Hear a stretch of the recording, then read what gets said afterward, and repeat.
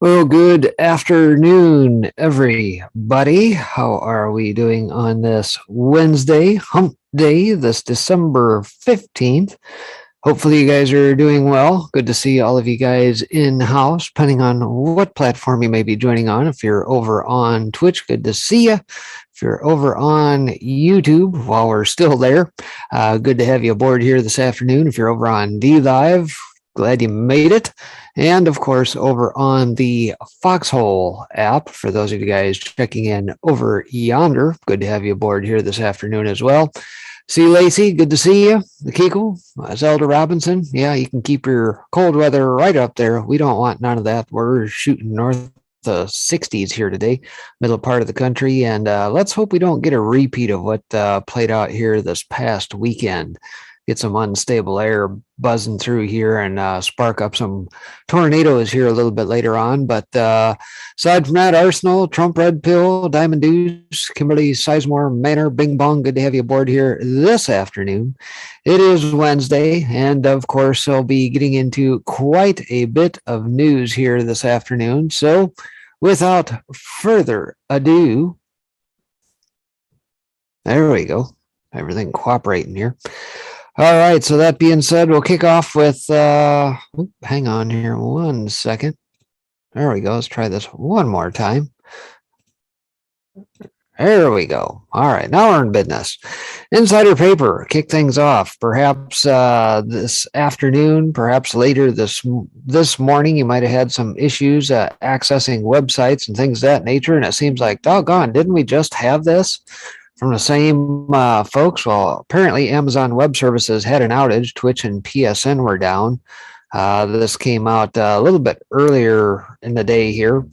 Out of Insider Paper, it says, second outage this month. Amazon Web Services having an outage, which means several hugely popular services have been taken down with it. Twitch was down, but is back up, and the PlayStation Network is down. Been having problems with any of those services or others supported by the Amazon Web Services, the outages could be the reason.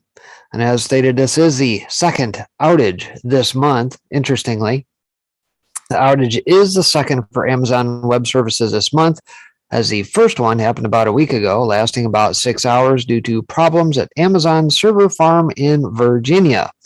In addition to Twitch and PSN being down, several other popular websites and services are down as well. In fact, any company that relies on Amazon Web Services could go down in the event of problems with the network. Many of the same sites and services that went down last week are down again, including doorbells or Ring doorbells, Disney Plus, DoorDash, Xbox Live, Duo, League of Legends, Slack, Valorant, and PSN. Some of the services are back up, but issues persist. The good news is that it looks like today's outage won't last as long as last week's did. Amazon posted on its service health dashboard that it was investigating connectivity issues in its US West 1 and US West 2 regions. Less than 30 minutes later, the internet giant posted that it had identified the root cause of those issues, and about 15 minutes after that, it said it had resolved the issues. Based on that report, many services are back up and running. However, comments on sites like Down Detector indicate that even though these services are back up, they are still having some issues with them, including the PlayStation Network. Twitch users also said on Down Detector that things were slowly getting back to normal. So, if any of you were impacted here today, hey, welcome to the new normal, folks. This is what it's like with all this cloud computing. If it's not Amazon that's down, it's probably Google Cloud that's down. And well, as we build back better, folks, you're just going to have to get used to it. You know, power outages and internet outages, things of that nature. Yeah, this is the new normal, folks. So aside from that, on some techie related news here out of Reclaim the Net here today, Getter is to introduce a video format that rivals TikTok.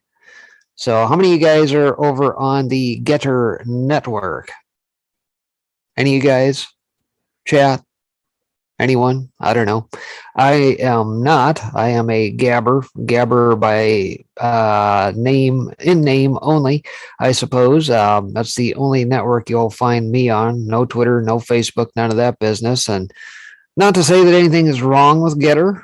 For those that want to use it, great. To each their own, I suppose. Says Getter, the new social media platform, President Trump's former advisor, Jason Miller, is working on a feature to compete with TikTok and Instagram Reels in the short form video space. So I don't know. I guess is Getter more or less like the what do I want to call it? I guess the conservative TikTok. I guess is that what it's aiming to be, or is it meant to be a Twitter replacement? I don't know. I have not used it, so I cannot speak knowledgeably about the platform. But Getter was launched this year in July as an alternative to big tech platforms. The platform is seen as an alternative and competitor to Twitter and Facebook. It is popular among conservatives because of its commitment to free speech. The platform plans to enter the short form video space by launching G Vision. On approximately February 1st, we'll be launching G Vision, which will be our short video competitor Instagram Reels and Facebook Stories, Miller said in an interview with Alex Gatewood of No Techie. Right now, we're a marketplace competitor of, say, Twitter and Facebook. At the end of the first quarter of 2022, I'd say we're a marketplace competitor to those plus TikTok and Instagram. Over the past few years, short videos have become very popular, as evidenced by the popularity of Instagram Reels and, of course, TikTok. Miller referenced a recent comment by Meta's CEO Mark Zuckerberg about Instagram Reels rising to become the primary engagement driver on Instagram. Says that's a secondary feature of Instagram and it's driving more than half. I thought that was pretty telling, said Miller. G Vision could also be an attempt by Getter to attract a younger generation. Older platforms like Facebook have reported a decline in young users, while TikTok and Instagram Reels are mostly used by Gen Z and millennials. Miller is keen on Getter not being left behind. February 1st is really when our platform changes in a significant way when we add in G Vision, and that's going to really help expand both users and functionality. Now, mind you, timing is everything because look at what else is going to be rolling out right around that time as well. I don't remember if Truth Social by Trump's latest endeavors, what the exact date is on that, but I just find the timing to be rather interesting.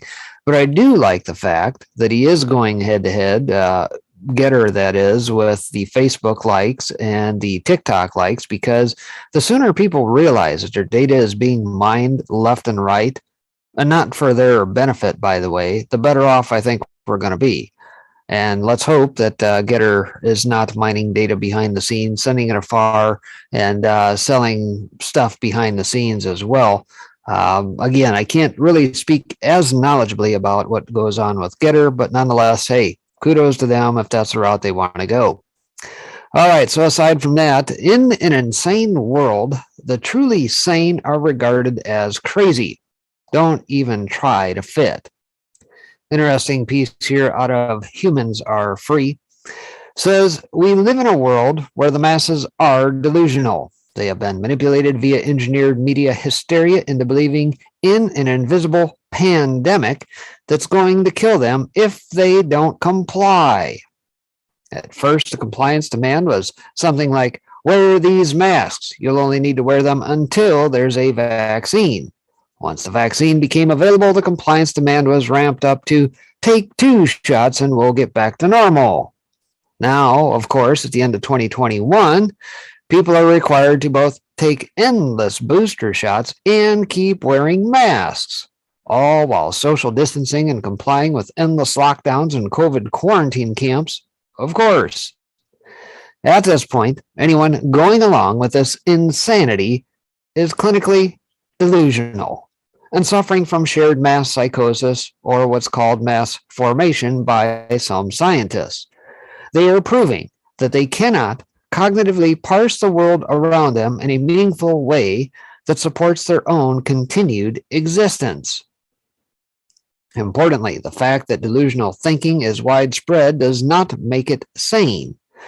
Through media programming, censorship, and authoritarian measures, entire nations can be ensnared under grotesque delusions. Look no further than North Korea if you need a current example. And then realize that North Korea-style censorship and propaganda has been on the march in the USA for several years now. And I suppose one might surmise that you could potentially look at this as a extraordinarily high-level version of Stockholm Syndrome as well, in that regard. But anyone who trusts the mainstream media is both delusional and gullible at this point. Virtually the entire corporate media establishment fell for the Jussie Smollett hate crime hoax. They fell for the Russia collusion hoax, and they fell for the meat market origins lie about the coronavirus. They also still push the fraudulent PCR cases lie that's rooted in complete scientific fraud. If there were any honest news trust rating system in place, every major media outlet would be rated with an F grade. Well, except California, that is, because, hey, California just took away D's and F's, so everybody's a winner now. You get a trophy. A, B's, and C's for everybody. Anyway, since they've falsified or misreported nearly every major event over the last several years, including news about Nick Sandmann and Kyle Rittenhouse, for example. Any person who still believes the mainstream media has credibility is delusional and gullible. Anyone who believes the CDC or FDA have quote-unquote scientific authority is either stupid or living in a fairy tale world. What we've all learned over the past 2 years, or should have learned if we were paying attention, is that when it matters most, every mainstream institution will deliberately deceive you, even if such deception results in the loss of human life. Because of all this, it's easy to identify gullible, delusional people in our society. They're the ones still wearing masks. They're the ones somehow still watching Clown News, the pedophile network. They're the ones still lining up for booster shots, somehow telling themselves that the reason they need booster shots is because all the previous shots have failed. Yet this booster will magically work, even though it's the same shot from the same exact company. Never forget the definition of insanity. Delusional people will also tell you they believe women have a penis and men can get pregnant. These are the truly insane ones, and they've become so mass hypnotized into their fairy tale false realities that they've become completely disconnected from biological reality. It's truly bizarre that these are the same people who line up for vaccine booster shots. Because if they really believed physiology was subjective, couldn't they just decide to self-identify as someone who's already immune to COVID? Why do they believe biology is real when it comes to vaccine injections, but biology is imaginary when it comes to pregnancy and penises? The answer, of course, is because they are mentally ill, delusional lunatics.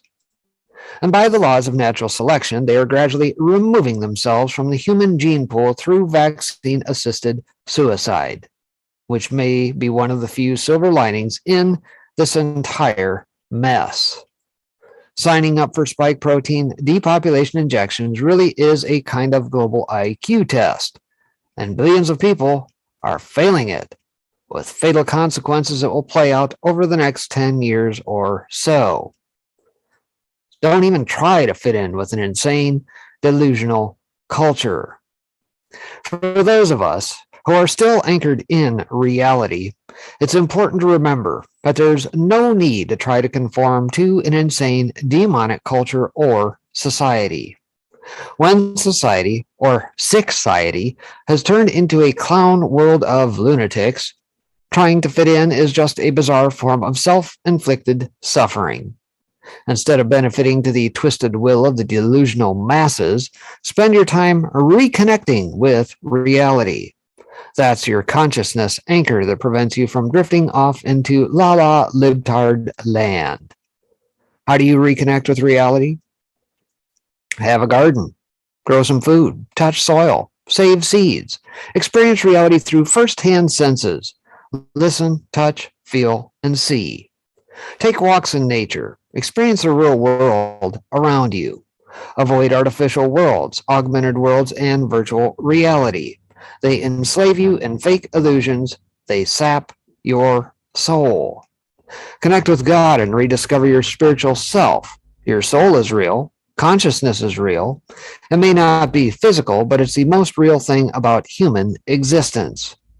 Connect with real people who are living in reality and distance yourself from old friends who are delusional herd followers and gullible conformists. Take time away from all screens. Although it's great to gather information from those who have something valuable to share, don't allow your life to be dominated by screens and mobile devices. And of course, in today's Situation Update podcast, I covered the nature of reality. It's a wild ride through the delusions of a society gone mad and how to maintain your sanity through it all. Laughter is also a great anchoring tool, which is why I mock so many things happening in the world today. And that's the Health Ranger Report, Mike Adams over at Natural News. I'll drop the link out there if you guys wish to take a gander at his video there, for those wishing to. But yes, this is the nature of what we're up against. And they think that we're going to join them in said delusions. No. I don't care if we're talking their fake fiat money system that's imploding as we speak. I don't care if it's talking about jabs. I don't care if it's talking about whatever all else garbage net that they're trying to push. Not happening. We got solid foundation. We didn't build our foundations upon sand that'll get wiped away at the first waves. Sorry, not happening. Aside from that, here today, interesting piece out of Jihad Watch says Ilhan Omar's bill to combat Islamophobia passes the House. Didn't even know this was going on, I bet, but here it is. And of course, from Ilhan Omar, the brother lover, the one who married her brother, who shouldn't even be in Congress at this point. She's a criminal. Ilhan Omar's bill requiring the State Department to combat Islamophobia has passed. Omar would like us to believe that Islamophobia is as much a threat around the world as anti-Semitism. And she wants the federal government to monitor, to report on, and to fight the spread of this quote-unquote hatred. A report on the bill she has co-sponsored can be found here. The House Committee debates anti-Semitism as Islamophobia Monitor Bill moves forward by Ron Kempius over at Jerusalem Post from December 11, 2021. And yeah, I find that timing rather interesting. Why the sudden need to have some sort of bill regarding Islamophobia? Do we have a problem in this country about Islamophobia? Anyone? How about you guys in the UK, for those of you guys dialing in over there? Is there a big time problem with that? Granted, you guys are outside the reach of this nitwit's bill and that she's put forward, but it's kind of reminiscent of when somebody like our VP Kamala Harris, now, back when she was in the Senate, decided to put together a little lynching bill that just so happened to coincide right before a hate crime hoax that Jussie Smollett pulled. So is this perhaps a setup for something to come? Stay tuned, folks. Keep your heads on a swivel. A bill that would create an Islamophobia monitor in much the same cast as the State Department's anti-Semitism monitor cleared its first hurdle on Friday after a House committee debate about anti-Semitism. The bill, whose lead sponsors were Rep. Ilhan Omar, one of 3 Muslims in Congress, and Rep. Jan Schakowsky, who is Jewish, was approved Friday by the U.S. House of Representatives Foreign Affairs Committee along party lines. With the majority of Dems voting for it, it now goes to the House floor. Ilhan Omar has persuaded, some might say inveigled, a Jewish congresswoman to join her in co-sponsoring the bill. This is her standard technique for avoiding charges of anti-Semitism, to quote-unquote reach out to liberal Jews who are insufficiently wary of her wiles and guiles to join her in whatever mischief she is up to. Her latest effort is to make Congress believe that Islamophobia, so often invoked, so rarely defined, really is such a major problem worldwide that it needs a special office in the federal government to monitor it. Right. Etymologically, Islamophobia means the irrational fear or hatred of Islam. But Islamophobia is a word that was invented not to describe that irrational fear or hatred of Islam and of Muslims, but in order to shut down any criticism of Islam, no matter how justified. Kind of like racism, right? Islamophobia is a new racism. The word is now affixed to anyone who dares to suggest that the large-scale presence of Muslims is in non-Muslim lands, given the refusal of many Muslims to integrate into the larger society and instead remain hostilely aloof from it, is worrisome. The word is affixed as well to anyone who dares to suggest that the Quran is full of violent passages, such as 2:191 through 193, 3:151, 4:89, 8:12, 8:60, 9:5, 9:29, 47, 4 for reference, where Muslims are instructed to fight and to kill and to smite at the necks of and to strike terror in the hearts of infidels. It is affixed to those who remind us that the Quran describes Muslims as the best of peoples in 3:110 and non-Muslims as the most vile of created beings in 98:6. It is affixed to those who point out that Muhammad married his favorite and last wife when she was 6 and consummated the marriage when she was 9. And as a consequence, many Muslims have similarly taken very young brides. It is affixed to those who mention that Muhammad, considered by Muslims to be the perfect man and model of conduct, asked aloud for someone to rid him of 3 people who had mocked him: Asma bint Marwan, Ka bin al-Sharaf, and Abu Afek, and his followers dutifully murdered Suriatim, all 3. During an extended committee debate on Thursday, Republicans argued that there was no need to track Islamophobia and that the monitor position would be used as an instrument to oppress conservatives. They also said that it would undercut the fight against anti-Semitism and even encouraged anti-Semites. So anyway, a lot more to this article. But I think we get the idea. And considering who it was brought to the floor by, the ultimate fraud in the House of Representatives, well, there you have it. Again, why is it that she is even allowed to be in this country based on her immigration fraud and having married her own stinking brother? Correct that, then we'll talk. Anyway, the ridiculousness continues. Out of Red State here today, it says they set up cameras on top of bodies to preach to you. What is all this about? Well, it says, I am no believer in the Church of Climate Change, nor have I ever been one. I find it very annoying to follow the constant change of time frame for the apocalypse, and as time goes on, the excuses for common destructive weather patterns have gotten wackier and wackier.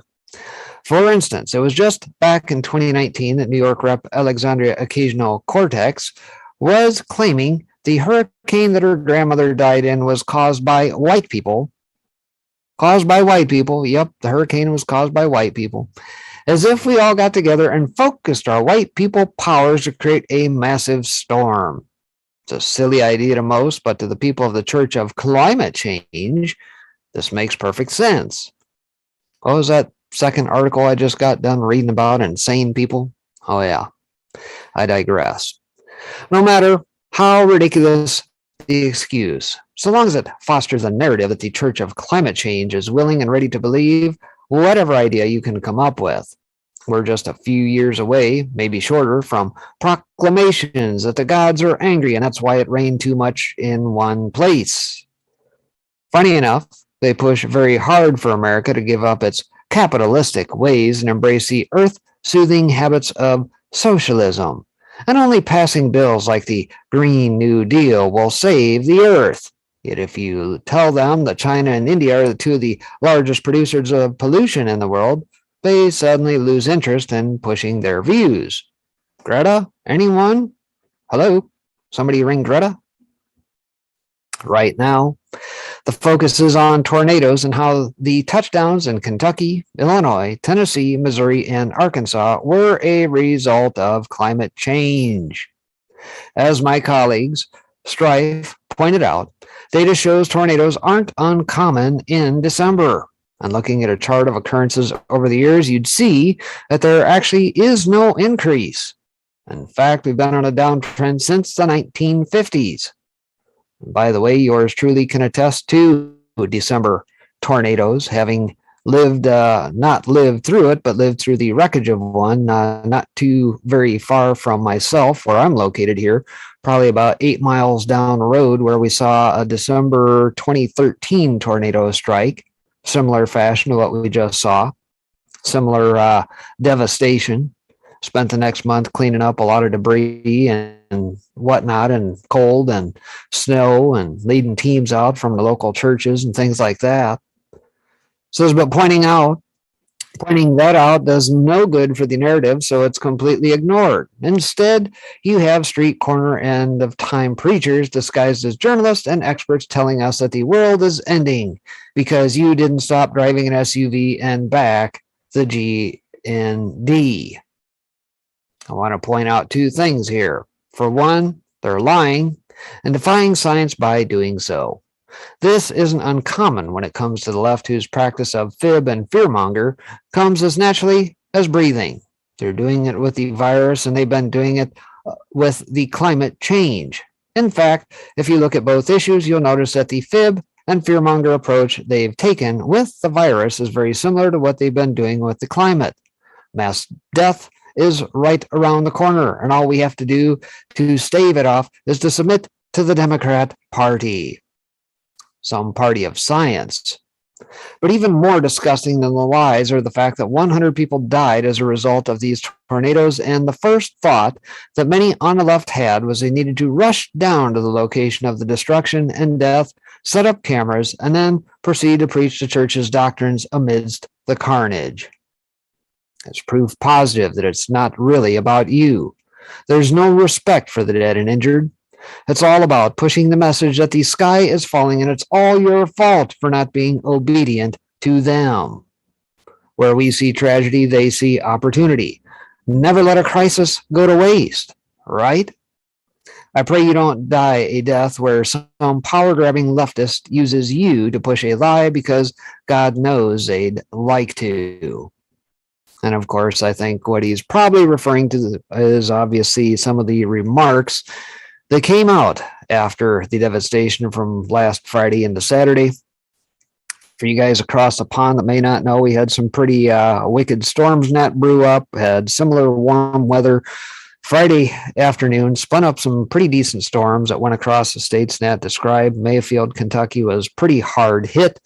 70 to probably about 100 people so far have been killed as a result. There are many more missing. And of course, the jackasses on Twitter, the likes of which being Eric Swalwell, I'll just use him as an example, had the audacity to go after somebody like Rand Paul, the senator from Kentucky, and say, oh, it's your fault because of how you backed or did not back climate change. These are sick people, delusional. So anyway, aside from that, here on today, out of law enforcement today, from one sick state to another, or one sick congressman, let's say, says due to its liberal laws, Oregon is attracting international drug cartels that use narco slaves for their illegal operations. A nice job there, Kate Brown, your state. Illegal marijuana operations run by domestic and international cartels are expanding throughout Oregon thanks to the state's liberal laws and inadequate regulations, which impact the legal and illegal drug industries as well as law enforcement's ability to address drug crimes. Major cartels, including ones from China, Mexico, Russia, Argentina, Bulgaria, and other countries, are now growing marijuana year-round and committing other egregious crimes, such as human trafficking and slavery, to support their illegal activities because Oregon has made it hard for police and farm inspectors to do their jobs. Here we see the medical marijuana blog. Marijuana audit finds weak regulations and a lack of inspectors in Oregon. Interesting. So, for example, police in Oregon are prohibited by law from asking about nationality or immigration status, according to a report by the Epoch Times.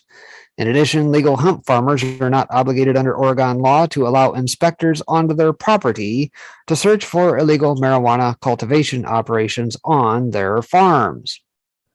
Eric says, oh, now you want federal help after you defund your police with state and municipal dollars.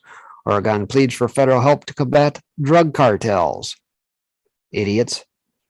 Retired Tucson Border Patrol Chief Roy Villarreal, who saw a lot of action at the U.S.-Mexico border, told Fox News human trafficking is a huge element of the drug industry. Trafficking is a multi-billion-dollar industry. A lot of these vulnerable populations use their life savings. Some are essentially indentured servants and are working off this debt for a long period of time. In other cases, some of these migrants are asked to transport narcotics or some form of crime to work off a different part of their debt. Josephine County Sheriff Dave Daniel confirmed that drug traffickers are now coming to Oregon. He told the Epoch Times, drug traffickers have flocked here from every state in the nation and nearly a dozen countries.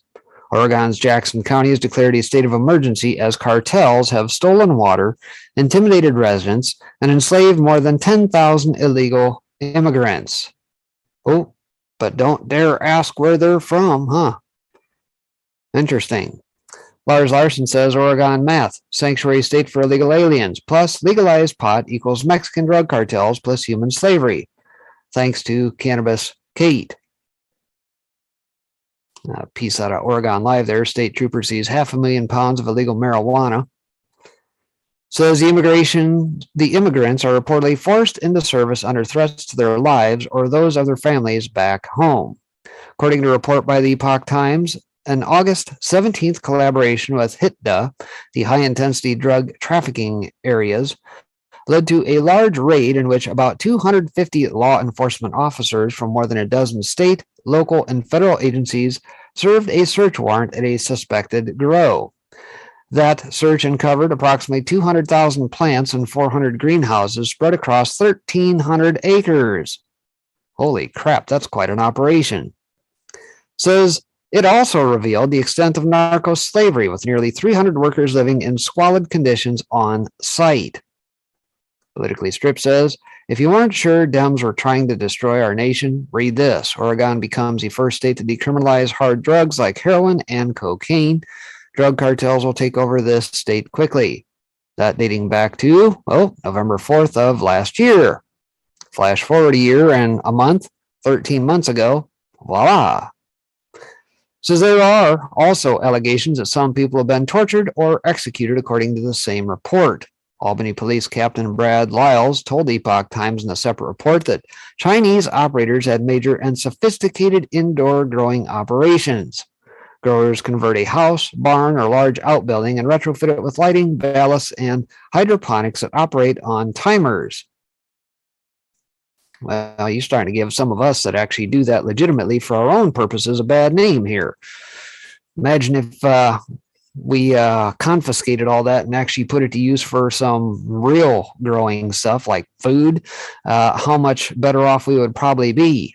It says in the small town of Philomath, one illegal operation took place in a 2-story warehouse structure with 11 rooms and 5,000 square feet.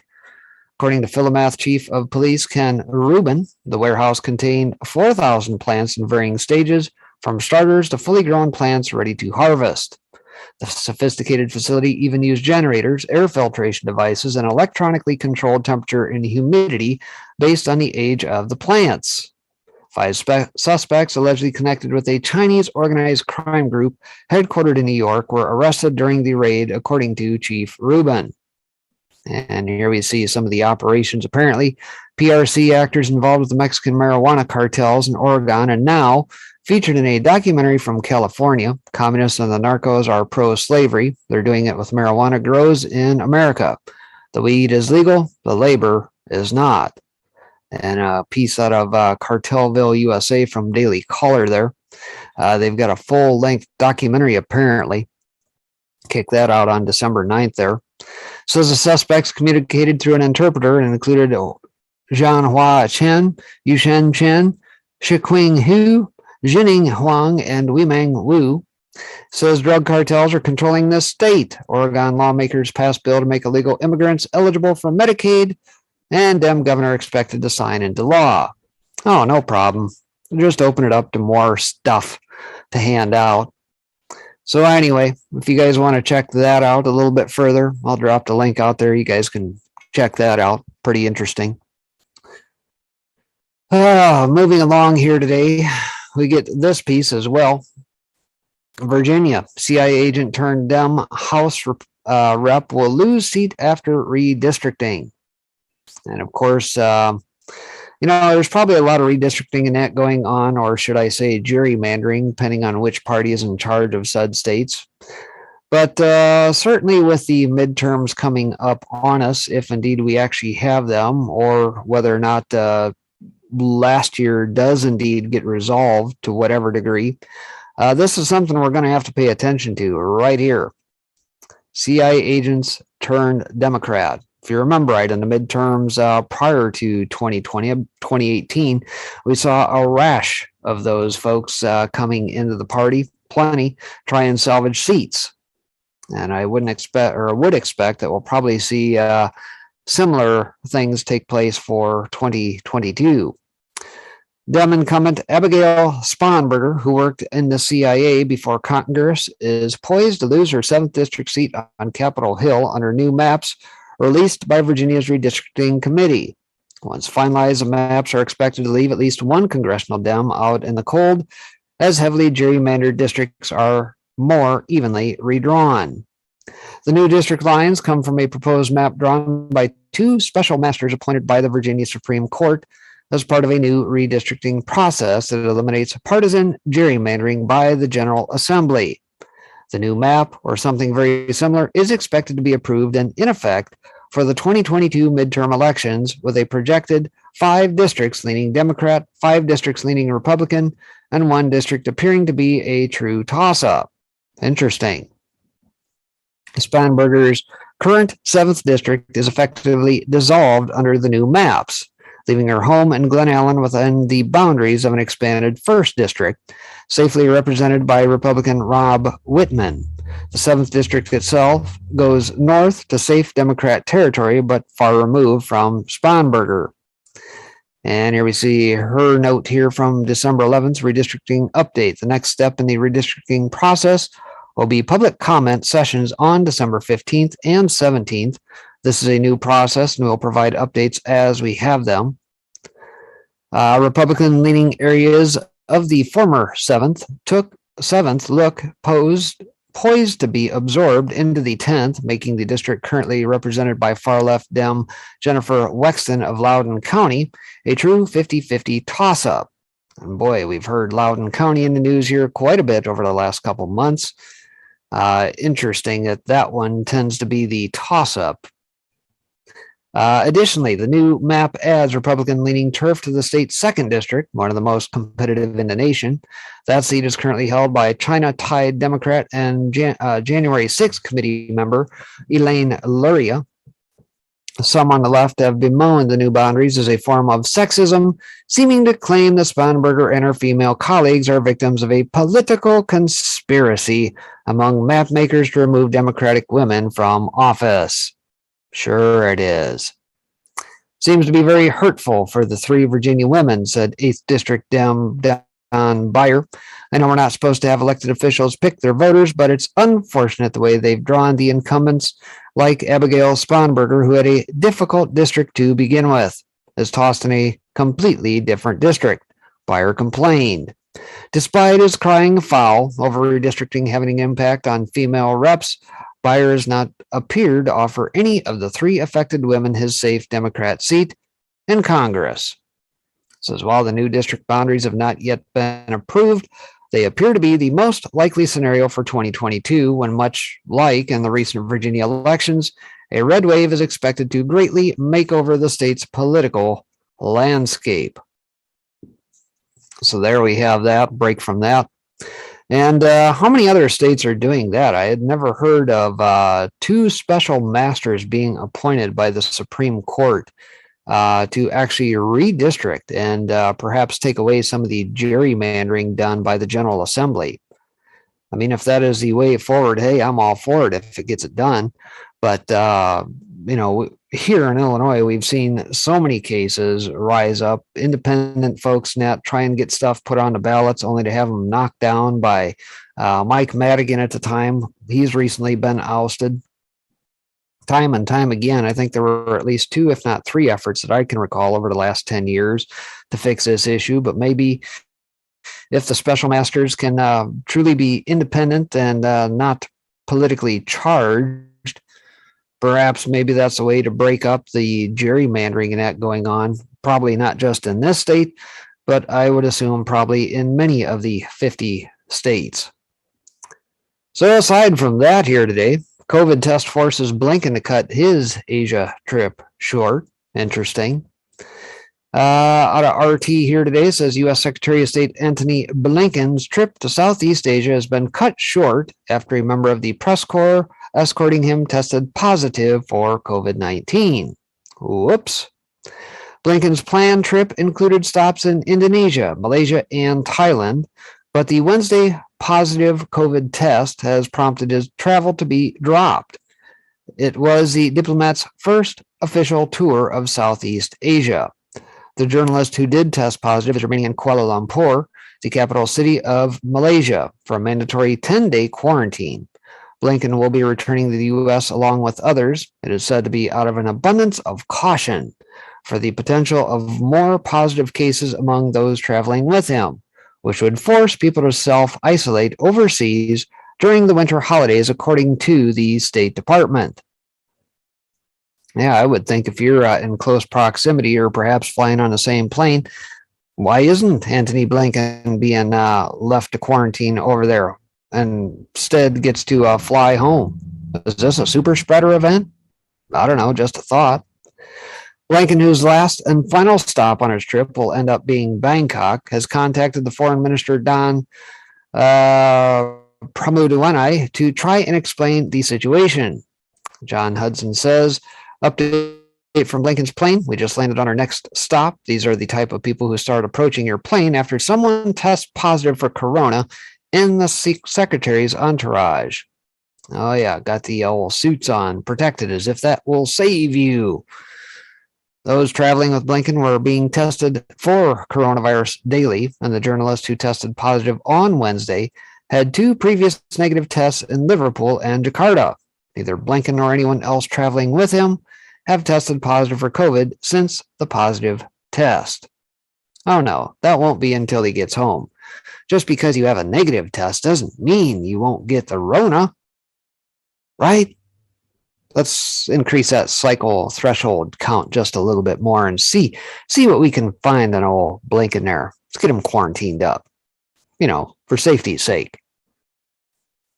Aside from that, out of a national file here today, video trashed UN pamphlets are found in Mexico tell illegal immigrants how to get refugee status in America, as if that's a real big surprise. Open Society, USAID, and a number of folks not helping get these folks up to the border and across.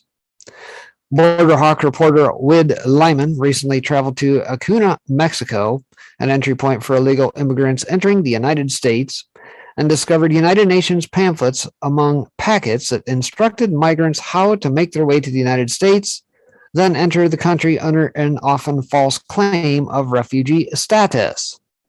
Now, why in the world would the UN be helping persuade people to bypass our laws and get them through the border? I thought the UN had our best interests in mind. Oh, they don't, you say? Is that because they don't think that countries really should have borders? I don't know, just a thought. National File editor-in-chief Tom Pappert interviewed with Lyman of immigration news aggregate website Borderhawk this week, and Lyman explained that the pamphlets were found in large piles of refuse discarded by illegal immigrants as they trek toward the United States. Then you notice on the ground, physically, the piles of trash, waste, human waste, animal waste. I mean, it's littered all across the Rio, which is a beautiful river, said Lyman. It's all kinds of trash. It's documents, it's paraphernalia that they need to cross, it's shoes, it's clothing, and it's truly shocking to see the volume. He added, I've been to a lot of U.S. cities, and I don't think I've seen anything quite like that. Borderhawk traveled to the southern border to report on the migrant invasion at Del Rio, Texas. Official figures indicate roughly 1,000 illegal aliens are crossing daily. Local authorities say the number could be 3 to 4 times higher. Stay tuned for our upcoming series of reports from the region.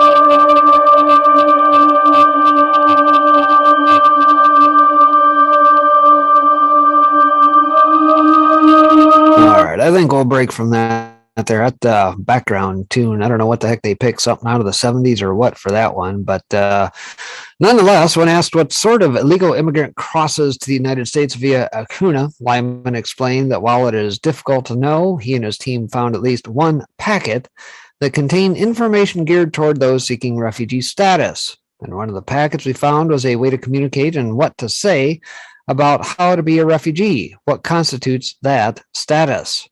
Lyman explained that the packets contain Spanish language pamphlets and materials from the United Nations High Commissioner for Refugees, the Mexican government, and other governmental, international, or non-governmental organizations aimed at helping would-be refugees enter the United States. He added that most migrants do not fit the United States definition of a refugee, thus making the documents useless except to those who seeking to illegally enter the United States under false pretenses. It was shocking. They're coached. They're well-funded. They're well-organized, he added. It does raise a question. What is going on? Why are they here? What are they doing? And apparently there's some of the interview there. Says the UN Refugee Agency is promoting, helping, and funding a lot of these migrants to cross, said Lyman, who recorded video as he discovered several United Nations pamphlets abandoned in piles of trash. Also among these piles of trash, human waste, and discarded documents were countless government identification cards from as far away as Haiti and Senegal. These were abandoned, explained Lyman, to assist. Apparently they left part of that off. So this was a small area. We did not cover a large square mile. To see that much in a small area was telling. Borderhawk and Lyman planned to release the footage captured in Acuna in multiple parts, and Lyman explained that an upcoming report will focus on the discarded United Nations documents and their significance. So we can clearly see Agenda 2030 at play. You know, no borders for anybody, including the United States. We can't be having that. And in the meantime, you know, we also see policies like DJT's Leave Them in Mexico actually getting kicked around, was actually reinstituted by the courts, I believe. And now they actually do have to abide in that, from what I understand. Whether or not that's actually playing out in the field is another story. But nonetheless, and my guess is it will actually come down to the border states actually taking control of it. Texas, New Mexico, Arizona, California, each of their respective states either having to finish up the wall or putting in place policies, people, whatever sort of things in place to handle it. Because obviously the federal government has failed in that regard. One of their sole duties is to protect the stinking borders, and they can't do it, or won't do it, should I say. Aside from that, switching gears here a little bit, if you're following the Ghislaine Maxwell trial, obviously you know that this isn't really a trial about Epstein. It's more geared toward her being the mistress and the one, the procurer, if you will. And of course, definitely a lot left out by way of Prince Andrew. But this piece just come out, says Prince Andrew, child rape victim, had false memories implanted in her brain. Now, even before I get into the article, how would he even come up with that theory, do you suppose? Any thoughts? Do you think some of these victims were potentially MK Ultra? Do you think that they were under some sort of mind control of some sort, perhaps? Or is it the fact that perhaps somebody like Prince Andrew was? And maybe he actually is the one that's got the false memories. I don't know.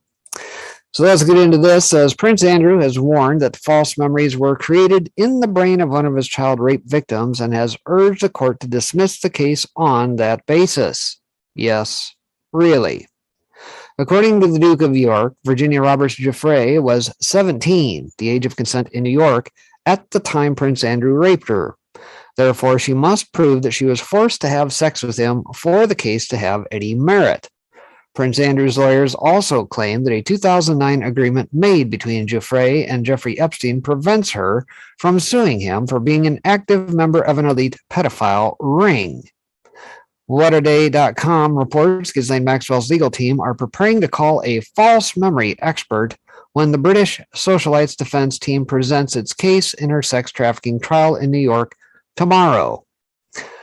Prince Andrew snaps at Epstein child rape victims. They were sluts. That's real nice. Elizabeth Loftus, an influential American psychologist who gave evidence in O.J. Simpson's defense, will testify that false memory syndrome can be triggered by suggestive activities such as media coverage. Her research has been used to discredit abuse survivors' testimony in court and has also led to stricter requirements for the use of recovered memories in trials. Andrew's latest 11-page legal memorandum describes Giuffre's civil claim against him, which is separate to Maxwell's trial, as, quote, ambiguous at best and unintelligible at worst, end quote. Giuffre has not appeared as an accuser at Maxwell's trial. Giuffre has sued Andrew for unspecified damages, alleging that he sexually abused her on 3 separate occasions in 2001 when she was 17. Last month, she condemned Andrew for launching a baseless, defamatory attack on her credibility, character, and motives after he accused her of seeking another payday at his expense. Lawyers for the Duke responded in a memorandum filed on Tuesday. These highly subjective determinations are the most likely to be hampered by the passage of time. As memories fade, false memories are created, and witnesses die or otherwise become unavailable. Here, the only witnesses to the purported implied threats under which Giuffre allegedly engaged in unconsented sex acts with Prince Andrew are Epstein, who's deceased, Maxwell, who's incarcerated, Prince Andrew, the accused, and Giuffre herself. Aha, but wait a minute. What about all the tapes and footage? Think anything that may have come out of the New Mexico ranch at the FBI hauled, I don't know, how many thousands of CDs and DVDs and whatnot out as evidence here might have something on it? The eye in the sky is we're watching, I'm sure. In a bid to get the case thrown out, the Andrews lawyers in October launched a furious rebuttal of Giuffre's threadbare complaint, claiming she had profited from her association with Epstein, the late convicted sex offender, for years and was willing to milk the publicity for all she could with increasingly salacious and inconsistent accounts. The 2009 settlement, which is sealed, is said to include a clause that bars her from taking further legal action against some of Epstein's associates. Andrew's latest filing adds Giuffre does not challenge the authenticity of the release agreement. Prince Andrew does not ask the court to analyze a party's intent when entering into the release agreement. He requests the court recognize that the release agreement exists, and that, on its face, it bars Giuffre's claims against him. Judge Lewis Kaplan will hear arguments on the motion to dismiss the case at a hearing scheduled for January 4th. Interesting.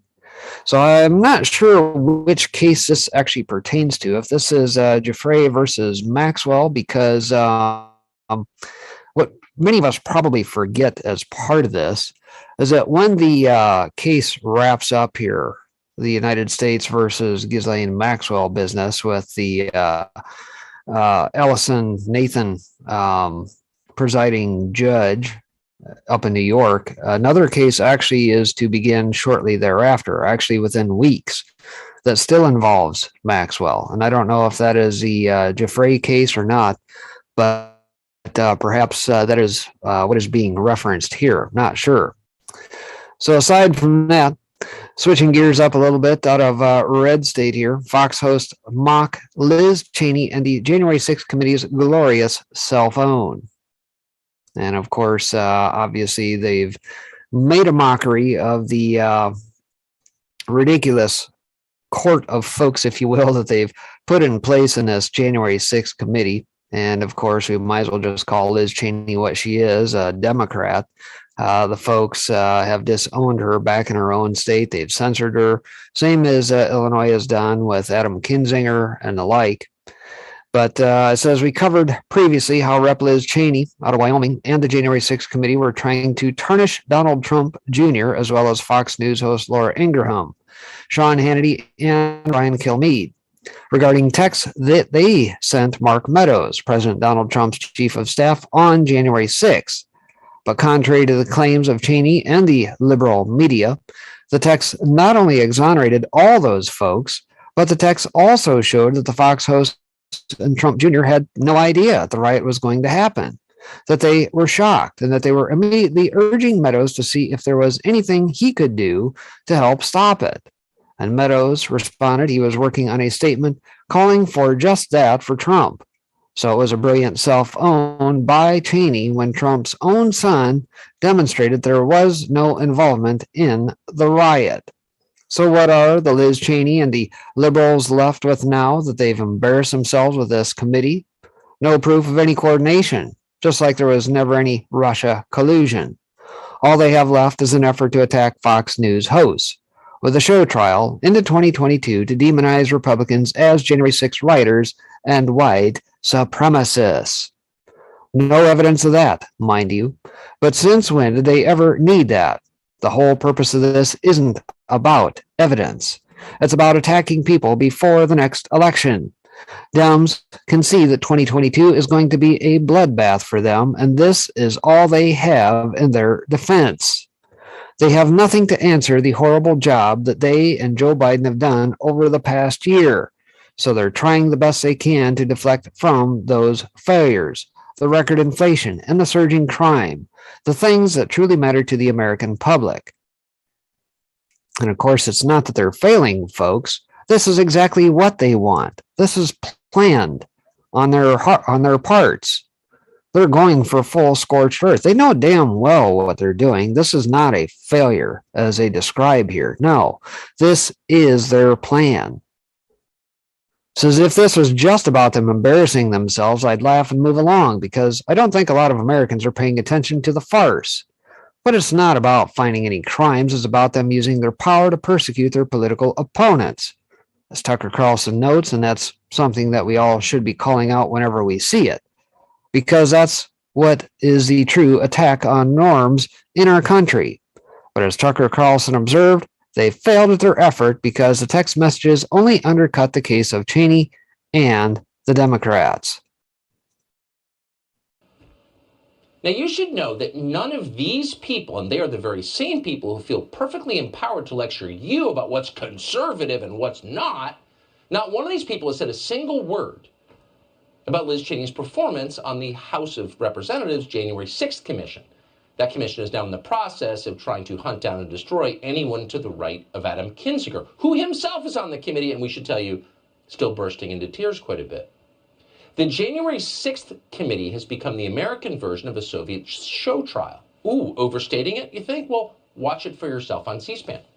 Come to your own conclusions. We'll tell you this, the January 6th committee has somehow awarded itself the power to seize the personal communications of its political enemies and then make them public. The argument's really simple. Turn over your text messages or we're going to send you to jail. Let's not lie about this. The point of this exercise is not to uncover crimes. The January 6th committee hasn't found any crimes and at this point will not find any crimes. The point is to harm and humiliate the people you disagree with politically, and that's what they're doing. So yesterday, in case you missed it, Liz Cheney found herself with a list of text messages to and from Mark Meadows. Meadows was Donald Trump's last White House chief of staff. Now, those texts showed no evidence of any crime whatsoever, but since she had them, Liz Cheney thought they might be embarrassing to conservatives, so she read them on television. Some of those texts, it turns out, were from anchors here at Fox News, and Liz Cheney took special delight in reading those. According to the records, multiple Fox News hosts knew the president needed to act immediately. They texted Mr. Meadows, and he has turned over those texts. Notice the faux seriousness, ooh, according to the record. Now, before we get into the details of what is in those texts, just step back for a second and consider what we just saw. We now live in a country where none of your private communications are safe from the eyes of power-drunk politicians like Liz Cheney. Liz Cheney can... We'll break from that there for the sake of time here. Obviously, it's a sham. We know that. And I think the groundwork was kind of laid throughout the Russia investigation and some of the things we found out about old Shifty Schiff and the shadiness that he did to go acquire some personal communications from, I believe, Devin Nunes. Wasn't he the one who went behind the scenes and subpoenaed the records or at least threatened AT&T to try and get them, unbeknownst to most? So I think the precedent had kind of been set by these sham folks, these criminal Dems. And of course, Liz Cheney is right there along with them. Laura Ingraham also took apart the attacks, noting her texts against the riot were consistent with her public tweets and comments on her show. She laughs about it with Sean Hannity at the beginning of her show, and then gets into the meat of it at about 24:24. Ingraham mocked the effort of Cheney and the committee, noting that Cheney and Rep. Kinzinger are likely to become MSNBC hosts once they are out of their positions. And that's usually how it works, a nice little revolving door that it is. So that seems a safe bet at this point, since they will fail in their delusional hopes for any greater political position. One of the funniest lines in Ingraham's take on the whole mess is her laughing at the Dems following Liz Cheney and Adam Kinzinger over the cliff on this. Would Obama or Clinton have been that stupid to follow those two anywhere? She laughed. Bottom line, however, their fixation on this and on Trump is going to do them in. While they're focused on this, the American people know they aren't focused on or caring about the things which they should be focused, like sound economic policies. On balance, not only is this effort not going to help them, but it's going to damage them badly come 2022. Gotta love it when Dems and their minions do themselves in. So if you wish to check out the rest of the clips there, see that I'll drop the link out there real quick for you. You can check out the Ingraham piece there. But whether or not they will actually do themselves in, I guess that's a matter of, we'll just have to see if it plays out that way or not, I suppose. But let's see here. We are at the top of the hour here. I'm not sure if KB is jumped in yet or not. Perhaps we'll still wait and see. All right. You are here. All right. May need to up your mic just a little bit.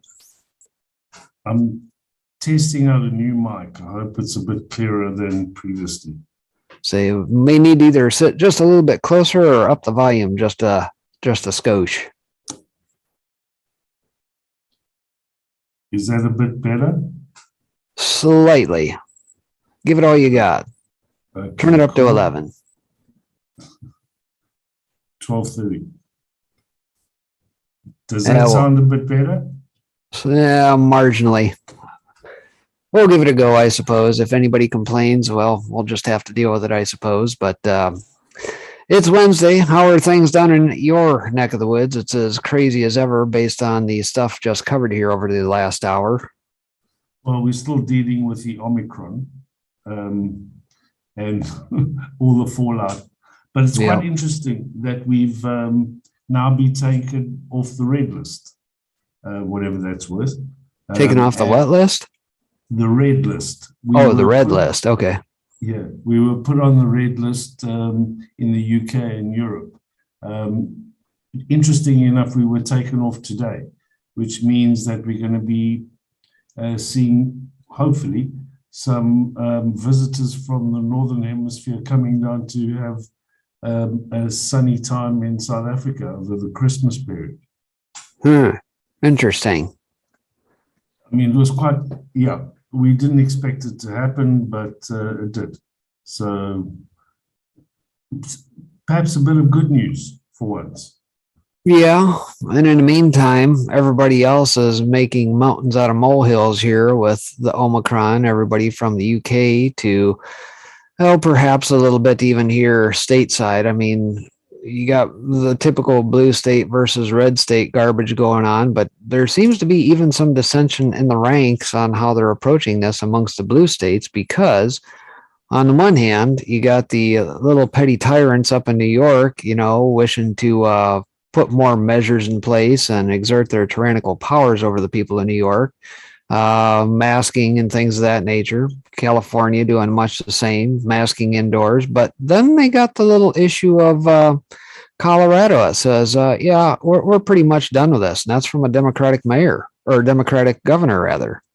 I was very surprised to hear that, pleasantly so, I might add. So I guess, do you guys see similar things playing out down your way, or is it pretty well top down from, say, the federal government and whatever provinces or states or whatever districts, I guess, that you guys have down there? Do you guys have the liberty to kind of break from what the federal government says in that regard, or?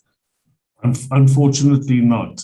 We are firmly entrenched in a Marxist central government type scenario here. So, we don't have the luxury of being able to dissent from the central power. So, and besides, all the so-called opposition, or the major so-called oppositions, are much the same as what you are suffering in the US, where it's one big uni party. Yeah, at least from the federal government side. Now it's a question of, hey, as we the people, are we going to go against them, or are we going to abide and bow the knee, as it were?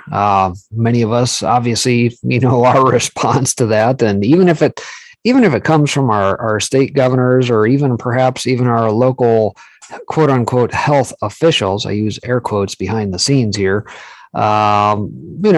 ultimately it comes down to we the people. And, and I would assume you guys are pretty much the same in your beliefs that, hey, do you have bodily autonomy and taking care of yourself and how to handle that, versus being directed by somebody else and telling you, no, this is what you need to do for your benefit? Unfortunately, we don't. It appears that the majority of people that I've come across, in fact, I had quite a heartbreaking discussion today with somebody who I actually term them the innocents. These are genuine, really good, run-of-the-mill, everyday folk who believe that they did the right thing by getting the jab, and they were doing it to protect their family and the elderly people. And I was listening in disbelief, and it's somebody that I've known for a very long time, who is kind-hearted, really lovely people. And I kept on saying, what were you thinking? And it was actually a lady, and she actually said to me, well, we weren't. And that's just it, right? I mean, I think as much as I hate to say it, there are a lot of folks out there who probably have the best of intentions who just, I guess for maybe a lack of a better term, just aren't engaged. And then you have those who are probably more nefarious who believe this like it's a cult or some sort of religion of sorts, right? But really, it's probably the ones that are kind of caught in that middle. I think that we can probably have a little compassion for that really, I guess the best I would describe them maybe here in the United States are the go along to get alongs type folks. Yes. They've kind of disconnected out of things because they see how bad things are, and they just want to do what's right by them, their families, go to work every day, bring home the bacon, as it were, put food on the table, that sort of thing. And then they're the ones, unfortunately, that get caught up in this mess because they took their eye off the ball. They didn't bother to do the research, and they thought that they were doing right, but in reality, they're quickly finding out that, oh, wait a minute here. They're doing a little bait and switch on us because, just a minute ago, they told us we didn't have to mask after we got the jab, but now we have to. And now we're not fully vaccinated after 3, but now they've moved the goalposts further out to 4, 5, 6. Sadly, I don't think many of them ever had the eye on the ball. And that's really, it's probably the first time I felt compassion for people. Maybe it's a good thing, but I've just gone, it's an us and them situation. And today was probably the first time I thought to myself, well, maybe not. Perhaps there are people that are just have no clue as to how the world works, have never taken the time to step back and perhaps think that the government's not really looking after them. These are people that are genuinely good, Christian, God-fearing, kind, gentle souls who would never have ever imagined that anything as nefarious as this could be taking place, and almost still don't believe it, but have now come across the fact that there are people that are close to them that have been affected by this jab, and they're starting to ask questions. But the interesting thing is that it's still with much disbelief. I can hear it in their voices, and it's difficult to actually come down hard on them. And perhaps the good Christian thing to do is not to do that. Yeah, I'm intrigued by the way you say that the good Christian people, and that I kind of see that even here stateside. Now, it's not to say that I go and travel around and hit every church in the area and kind of gauge how kind of the sentiment of each of the congregations, what the preacher's preaching, what their politics are from the pulpit, that sort of thing, but along those lines.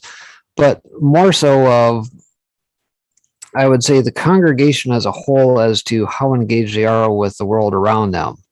Meaning, hey, just because we don't talk about it from the pulpit or we don't get it in a particular message, are people seeing this as some of us have been seeing this for quite some time, and that, hey, perhaps my myopic view of the world is perhaps wrong, and that I thought the government looked after us, it was to our benefit, everything is sunshine and roses, and that's just not the case. I don't think they ever believed that the government would not look after them. I don't think that any of them are believing that they would ever be. They couldn't imagine a time where the government would be actually looking to harm them in any way. And a case in point, I went to church on Sunday, and it's, as you know, my mom passed away recently. And right. as is tradition, we, after 40 days, we go and do a memorial service. And I was the only one that didn't wear a mask in the church, and people were looking at me quite strangely. and no one questioned me though. That's a Catholic church? No, Orthodox, Greek Orthodox, okay. Yeah. And it was almost in disbelief. I mean, I could actually almost read their minds, thinking, have you lost your mind? And perhaps they were a little forgiving, and perhaps they didn't want to ask me because many know my family and know that we were effectively in a state of mourning, and didn't actually want to cause a scene or a fuss. But interestingly enough, as the service ended, a lady doctor who I'm quite friendly with came up to me and said to me, "Well done." And we started chatting, and she said to me, "The doctors also killed my father, her dad." And I was quite interested in what she was trying to say. And again, as most churches these days, unfortunately, are not visited by many young folk, the majority of people were a lot older than me. And I mean, I'm 60 years old, so I guess the average age of the congregation was probably closer to 70 than to 60. And all these elderly folk they are so unawares. They live in fear, and that upsets me quite a lot, because they just, as you say, want to just get along and be safe. And it was quite heartbreaking in many respects. I guess over the last couple of days, I've been a little bit more compassionate than I was over the past couple of months. It's hard not to be, but at the same time, it's like you almost want to grab them by the shoulders and shake them and say, "Wake up!"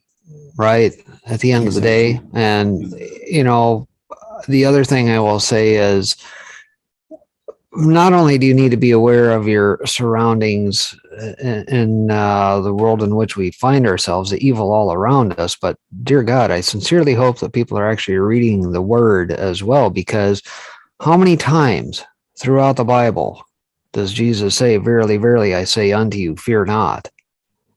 And yet people still cannot seem to wrap their mind around this, nor can they fathom the idea that what comes over the airwaves through that little tube that you watch at 5, 6, 10 o'clock at night or 9 o'clock at night on the broadcast is doing just that. It's spreading fear, and they don't see it.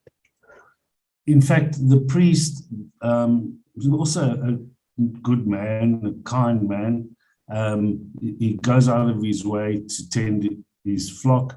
Was really, of all things, it was so ironic. And I actually said it to him. I said, "Don't you think it's so ironic that you're wearing a mask that says faith, not fear?" Yeah, it is. It is rather ironic. I mean, it's like even that person doesn't bother to read the Bible in and of itself, because think of it, right? How are you born, first and foremost? Did God not know you before you were born, saw you doing good things? Are you not fearfully and wonderfully made?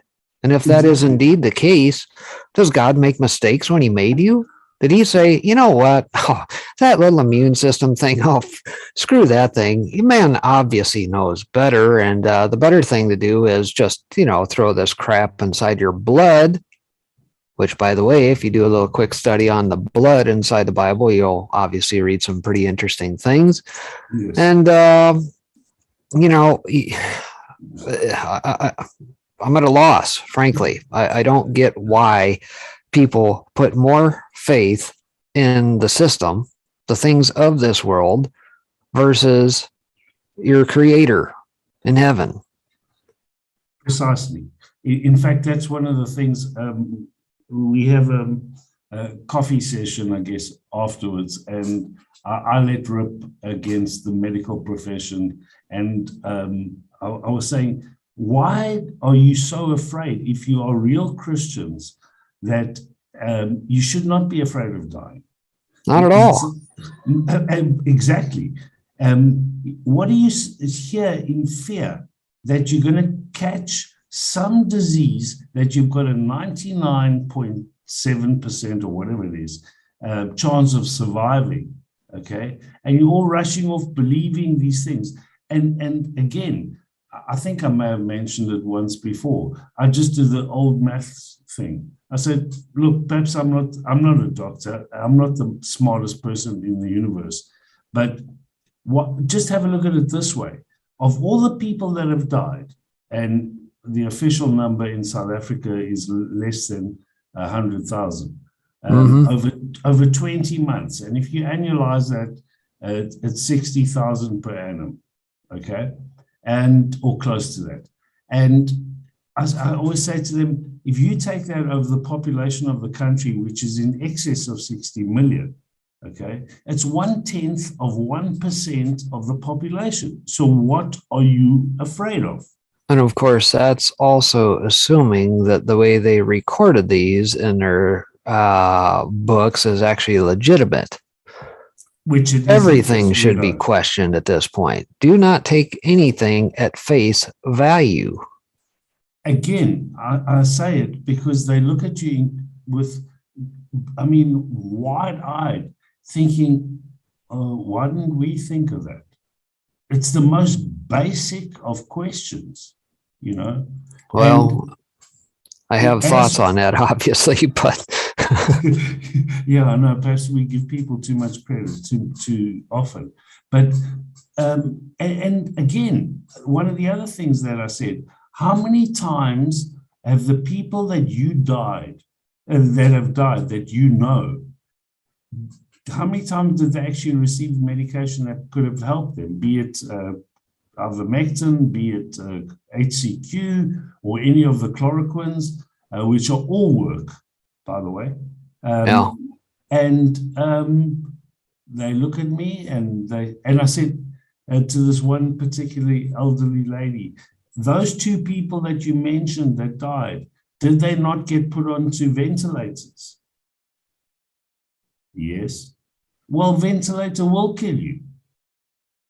You know. Well, or remdesivir, I'll take out your kidneys if that's part of their protocols down there. That's only recently started. We didn't have remdesivir last year, fortunately. And the resistance to all of this I'm finding from people of color, which I'm really grateful, because I think they understand that they've been experimented upon in the past. Yes. And the white folk in South Africa are actually blissfully, I suppose, unaware of all of this nefarious, of all of the nefarious things that have happened in the past, and that blacks have been experimented upon, be it Bill Gates in Kenya, be it in India, but the black folk are actually much more wide awake, and the resistance that we're finding here in South Africa is coming from them, which is a good thing, because they are the majority and it's not a race thing. So, well, if you want to see them get truly pissed off and some major outrage, just wait till the government tries to come down with some sort of edict or decree to ban cigarettes. Like where was that? Was that Malaysia, some Southeast country here as of late? And I think if you remember right, flashing back here, maybe 6-8 months to a year ago, there had been reports that menthol cigarettes, for whatever reason, I think they found some studies, tends to block this for whatever reason. And then think of the populace that smokes, say, Newports or any sort of menthol cigarettes, and you can kind of quickly do the math on what that entails. But nonetheless. We had that. We actually, on the first lockdown, which we had, they banned alcohol and they banned cigarettes. And for 3 weeks, no one could actually purchase any alcohol or cigarettes from anywhere. Right. Interestingly enough, there was a study that also indicated that only 6% of COVID deaths were smokers. Yeah. Funny how that is, isn't it? Yeah. So why ban something that actually perhaps might save you? I'm not encouraging smoking, by the way. No, obviously you're trading one for another, but at the same time, you recognize and should recognize at the end of the day that this is something nefarious that the governments have colluded on behind the scenes with dark forces behind the scenes, whoever. Whether you choose to pin that on the Gateses, the Davos crowd, the Klaus Schwabs, whoever, doesn't matter. Um, but it would obviously paint the government in a very bad light if on one side of their mouth they say, go get the jab, but quit smoking or take away your cigarettes, what have you, right? Absolutely. Look, one of the things that we do know is it's very easy to actually prove that they were being nefarious anyway, because it's interesting that chloroquine, which is a drug which is, as we know, was widely used for malaria, was suddenly taken off the market 3 days before the first lockdown, which was the 2 weeks to flatten the curve. And this was a drug that was freely available without prescription, and it was taken off the market literally 3 days before the first lockdown. And it was moved from a Schedule 1 drug to a Schedule 4 drug, only to be distributed by government institution stroke hospital. Yeah. Why would they do that? Okay. You know as well as I do why they did that, KB. Same reason why here today we find out that the FDA is working with the United States Post Office to hold packages containing ivermectin. I Think of how difficult it is.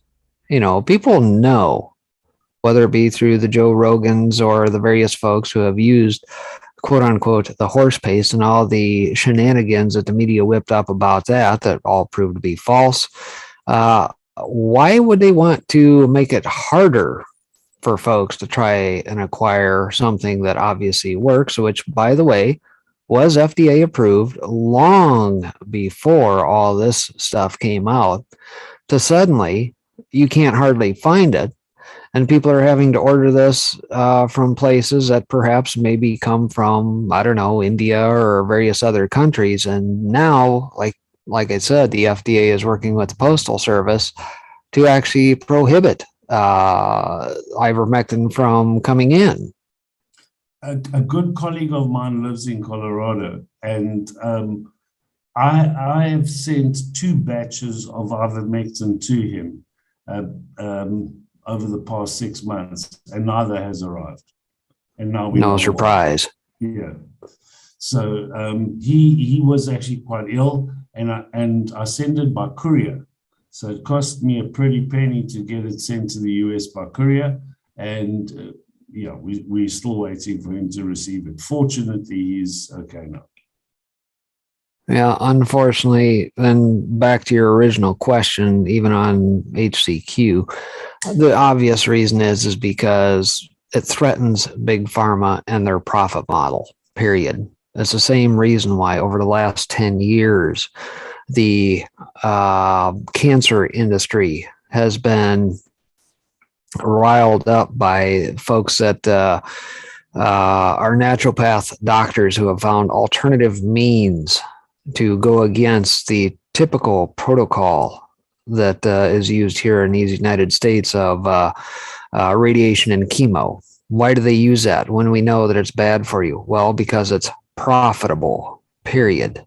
And anybody who comes against that model, well, they need to be disposed of. And what do you think has happened to all the naturopaths? I'll just say over the last decade or so. Again, Erin Elizabeth over at Health Nut News used to have a tracker on that. I don't even know what the latest count is up to. Last I remember seeing here year and a half ago was 80 to 90, somewhere in there. I'm assuming it's probably north of that by now.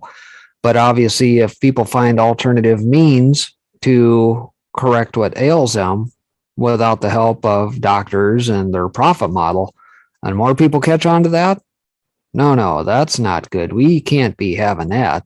And then all of a sudden you get all these naturopaths who mysteriously get Arkansited, magically shoot themselves twice in the back of the head. Yeah, absolutely. I mean, if one actually takes a big step backwards and actually looks at the fact that very few people know the origins of chemotherapy, and it's actually closely linked to mustard gas from the First World War. Yeah. Yeah, and isn't it quite interesting that they're poisoning you, and we all know statistically that the survival rate of chemotherapy patients is probably 4%, and I'm being a bit generous, but not only that, then they want you to take radiation, which, if memory serves, they've been telling you not to have too many x-rays so you don't get exposed to radiation because it'll give you cancer.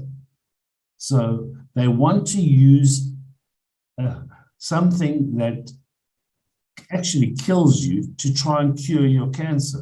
None of this makes any sense whatsoever. Well, you know as well as I do, KB, the whole model is to keep you perpetually sick. They want to keep you like a hamster on the wheel of life, right? You're not going to get nutritional food. No, you continue to buy from our centralized food distribution sources that have been all bought up into a handful of companies and that who add all sorts of crap into their quote unquote I'll call it Frankenfood, but food. And, you know, so long as you strip out all that nutrition that your body actually needs, and pretty soon you get inflammation or things that impact your immune system and the like, and you got to go to the doctor next, who will prescribe you some pill that may or may not help you, but obviously it benefits them because obviously they're making dollars off of said pill at, 500 or 1,000% margins or whatever it may be, and perpetually keep you sick. And of course, the older you get, the more pills you take, the less nutrition you take into your body, probably the less sunlight you take in, especially this time of year. And so obviously you're forever on said wheel. Just like a hamster. And pretty much. Isn't it quite interesting that one of the things that they did in many of the lockdowns was prohibit you from actually going outdoors? By design. By design, exactly that. And you know, unfortunately, the average person, I've learned, has no clue. They do not want to ask the question. It's because they're in their little bubble, and it's almost as if people are happy to live in a state of fear. And there's nothing more sad than actually watching people go through this, particularly the elderly. The ones that I really have a lot of compassion for are the elderly folk who think that they are at risk and have gone for the jab and are interestingly enough, falling ill now and are not joining the dots. They just are not joining the dots. Therein lies my frustration. Well, biblically speaking, you know, Christ referred to his flock as sheep, and you know as well as I do how smart sheep are. Unfortunately, one could certainly say the same about humanity in general, that people are a lot like sheep, and that, you know, unless people pay attention regularly and don't learn from history, we're doomed to repeat it. And so here we are. Exactly. And I blame, in my instance, I look at the Orthodox Church, particularly in Greece and Cyprus, from what we are seeing, as being complicit. You know, there is, if you talk about infiltration, I mean, I read a wonderful book by a chap called Dr. Taylor Marshall called Infiltration. And if you just read that, it's exactly a microcosm of what's happening all around the world. I mean, we know from all things health related that in the US, the third leading cause of death is actually medical malpractice. Firstly, we know that the chemotherapy industry in the US is $55 billion per annum. 55, that's for chemo. There they are lining up to give you as much chemo as you like, okay, knowing that your odds of survival are limited, okay. They're destroying your immune system, okay, and killing you, and people are lining up willingly, you know, in fear. Again, it's all about fear. They managed to keep people in a perpetual state of fear. Yep. Yeah, it's absolutely crazy. And I don't remember, did we talk about this last week? The news that the Pope supposedly is dying, not long to live, and all this and that, and a lot of speculation in that. We briefly touched on it, but look, I'm not, far be it for me to actually wish ill on anybody, but he's one person I won't miss. Yeah. Yeah, and you know, then you start to think of all the various prophecies of popes and things of that nature, or the last pope, et cetera, and where is this all really headed? And then perhaps maybe circle back that around. I'm sure you've probably also seen the video of the COP26 where who was it? Was it Prince Charles that was actually speaking, that was referencing somebody that was going to be coming in that would have more powers than all the leaders of the world to try and, I'll just paraphrase and say, get it done, and what that actually alludes to. That was Prince Charles himself. Yeah. And almost ushering in the evil one. Yep. The Antichrist. The Antichrist. Absolutely. And it's frightening because if you've been following what this Pope, I mean, if this Pope, we always say, you know, the joke about, is the Pope a Catholic? And I suggest not. This Pope's been ushering in all kinds of weird and wonderful things and trying to force. Look, the one encouraging thing is that it appears that these guys are panicking and are trying to push their agenda so fast and furious that even the most fast asleep sheep are actually starting to actually pause and perhaps ask a question or two. So, yeah, I mean, there is certainly panic, whether it's in DC or the Vatican, or definitely in the UK. You know, it's so apparent right now that even people that would never have ordinarily ask questions are actually pausing to say, well, hold on, this doesn't make a lot of sense here. Why are they asking us to take a third and fourth jab? Why are they pushing this thing so aggressively? If it works, I mean, do we have to be jabbed every 5 minutes? Because that appears that's what they want to do. That's on the agenda. So kind of along those lines, and maybe a little bit of a subject shift here, speaking to the fact that, yes, these World Economic Forum folks and that have pushed their agenda, have had to kind of put it in hurry up mode here. And obviously one of the drawbacks of doing so in a more, let's say, measured way is that perhaps some of the sheep have waken up faster than they anticipated. Did you happen to catch that Patel Patriot put out Devolution Part 14? 14, yes, I did. What did you make of it? One key name out of that whole thing, right? Yeah. Look, Mr. Rubenstein. Exactly. The one thing, and actually I picked up something that TN said, perhaps I think it was last night. I was listening into the channel, and I really like the fact that you join them on Fridays. I think it's really cool. He seemed to be quite confident in indicating that perhaps Christmas is some kind of marker, and it's a period of time that we should be paying a bit more attention. Yeah, I don't know if I recall his exact theory behind that. I know between him, Pinata, and that, and the comms and everything else, obviously, and how that kind of portends into the Devolution series, how that will pan out. But you know, um, it could be interesting. Yes. I think, we definitely, The Meadows thing to me is kind of the thing that is intriguing out of all this, oh, because you look at what is playing out now with the January 6th commission, the fraud set up and that they've got, versus them trying to go after Meadows, who was Trump's chief of staff and who is, let's say, on the other side of this coin, is still his chief of staff and in that regard. How he has managed to play them and what that actually means.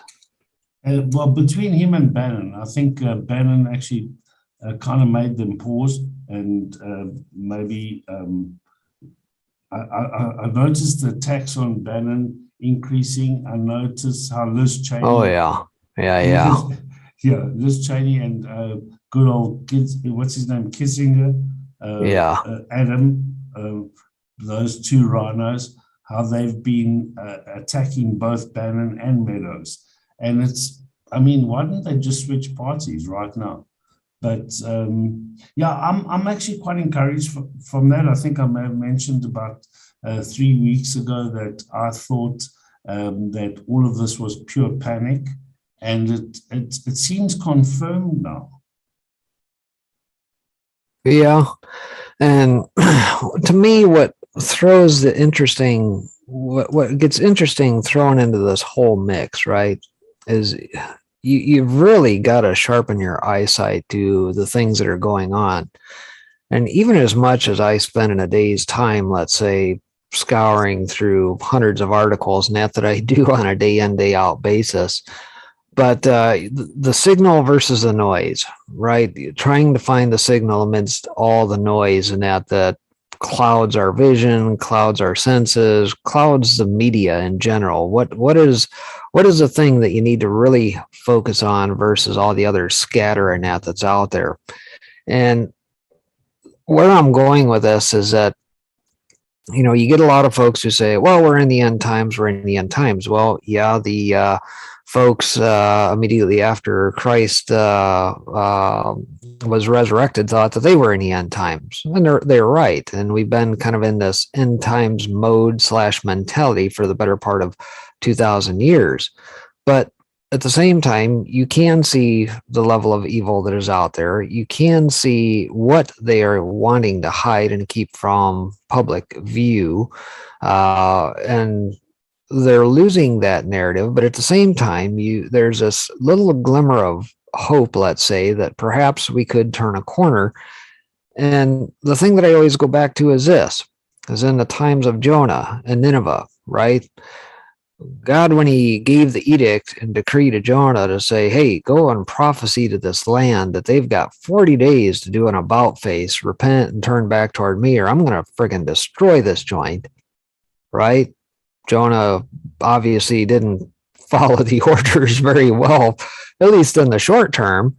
It wasn't until he got spat out of the belly of the fish and decided, yeah, maybe I better I can't escape what he told me to do. I'm going to have to go back and do this. And lo and behold, he did. And obviously, Nineveh was saved.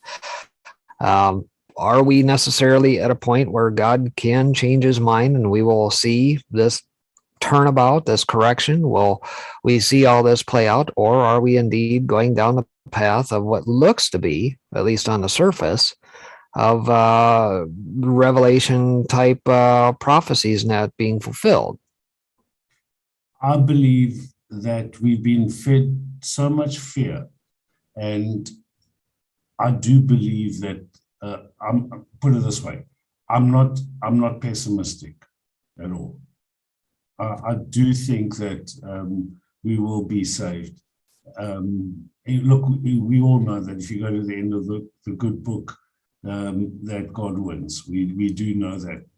Yeah, we read the ending. Yeah. We know how it turns out. Yeah, I always call it the cheat script. Yeah. Just go to the last page. We know how it's not to say you shouldn't read all the other pages, folks, but yes, we know how the story ends. Yeah, and my belief is that I think a lot of this has been warning, and I think people are starting to take heed of those warnings now for a change. Perhaps less so from where I live, and more so from what I'm seeing, definitely in Europe. One of the things that did disappoint me a little was that I'm sure you saw that report that came out in the US. I think it was yesterday or perhaps the day before, where 30% of the population don't have a religion. Yeah, and Yeah. that's also been part of their plan. And you know, the reason I believe that we are not at that point, let's say end times type prophecy, revelation, yes, we're seeing things play out, and is that coming on God's timeline, or is that a forced timeline by the adversary? That's the thing I always try to keep in mind, because there are some certain things they haven't exactly dotted all their I's and crossed their T's on what is supposed to happen leading into that. What do I mean by that? Well, one of the things that's spoken of biblically before we can get into that is that Christ is going to come back for his bride unblemished. What does that mean? Well, Christ as the head of the church is the bridegroom. Now, the church in and of itself is the bride, meaning unblemished means, hey, we're not going to have this division. There isn't going to be, oh, well, only the Episcopalians apparently get to go to heaven, screw all the rest of you guys, or the Apostolics, or the Lutherans, or Southern Baptists, or Methodists, or whatever. No, it's not going to work like that. All of the pieces of the body of Christ have to come together as one. And we're nowhere close to that at this point. No. In fact, we're so divided. And that's exactly how they wanted to keep us. Divided. Yeah, divided, we are weak. And they've done a very good job of that. And people, unfortunately, can't see it that 30,000 foot view, unfortunately. And, it's unfortunate that churches get into these spats and little disagreements and that cause churches to split over the fact that they don't like the band, or the carpet's the wrong color and somebody made a bad decision to upgrade the carpet and they didn't care for it. So screw you guys. We're going to go form our own church now.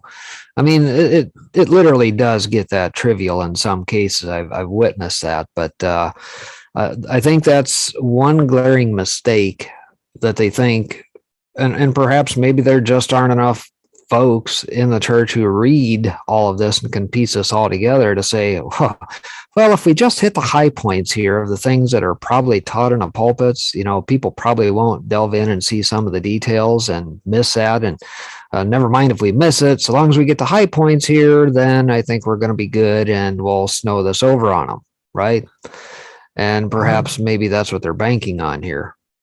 How do you feel about your personal congregation? Are people actually starting to question things? Are people paying attention?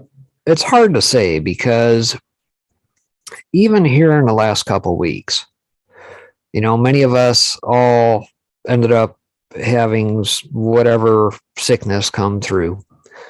We did lose one member of our congregation, unfortunately. Many of us obviously recovered, and many of us followed similar protocols. We helped others with similar stuff that I took and everything else.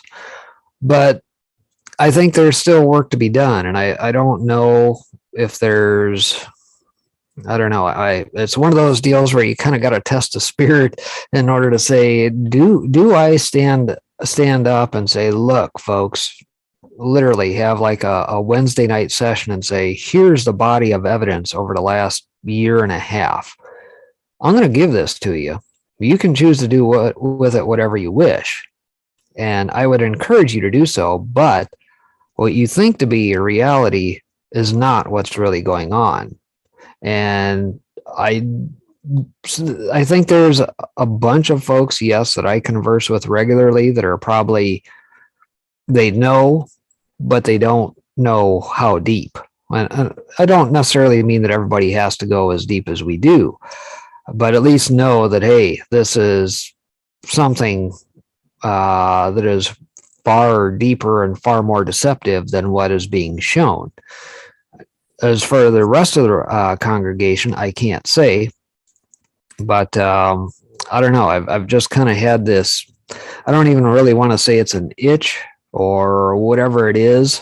Kind of do like a broadcast like I do here or my own show, kind of do it in a similar fashion type deal. And whoever opts to show up shows up, and I'll freely give them the information for them to decide. And that's all I ask. I can lead a horse to water, right? But at the end of the day, I cannot force them to drink. And I think that kind of goes along with, some of the parables you read in the Bible, and that, all we're called to do really is just plant the seeds. And whether or not that seed takes root in good ground and flourishes and produces fruit, well, that's up to where you plant it. And if by chance it lands on rocks and everything else and washes away into the weeds or thicket or whatever, that's a whole nother matter, right? Well, I've taken to going to Bible study on Thursdays. There's a pastor and the official priest who attend, and I've gone there, and all I've done is I call myself the signpost. The signpost? Yeah, like a street sign. Perhaps you should lift your head up and question things. And I keep on asking them questions and pushing them in one direction. But I've noticed a slight change where I was perhaps frowned upon and looked at as a conspiracy theorist. Now there are more questions than criticisms. So perhaps, it is helpful in some ways to actually go out there and voice one's. I'm not shy to put myself out there. Right. To be laughed at or ridiculed, which fortunately hasn't happened thus far. But, yeah. It slowly but surely, I seem to be gaining a bit of traction. And like I said, I think perhaps my attitude might be a bit more helpful in that I'm a bit more compassionate than I perhaps once was, and less critical. And again, we're not supposed to be too critical if we are true Christians.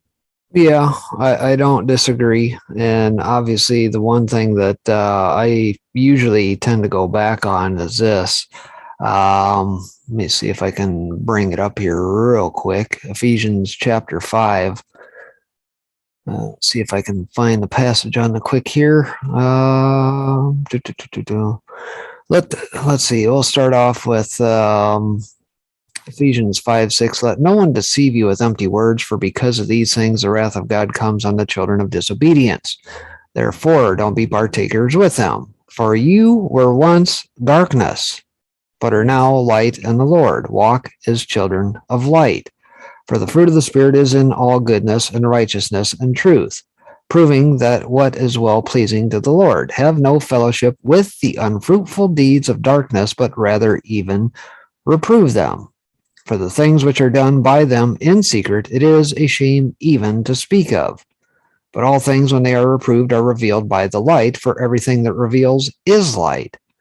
Therefore he says, awake, you who sleep, and arise from the dead, and Christ will shine on you.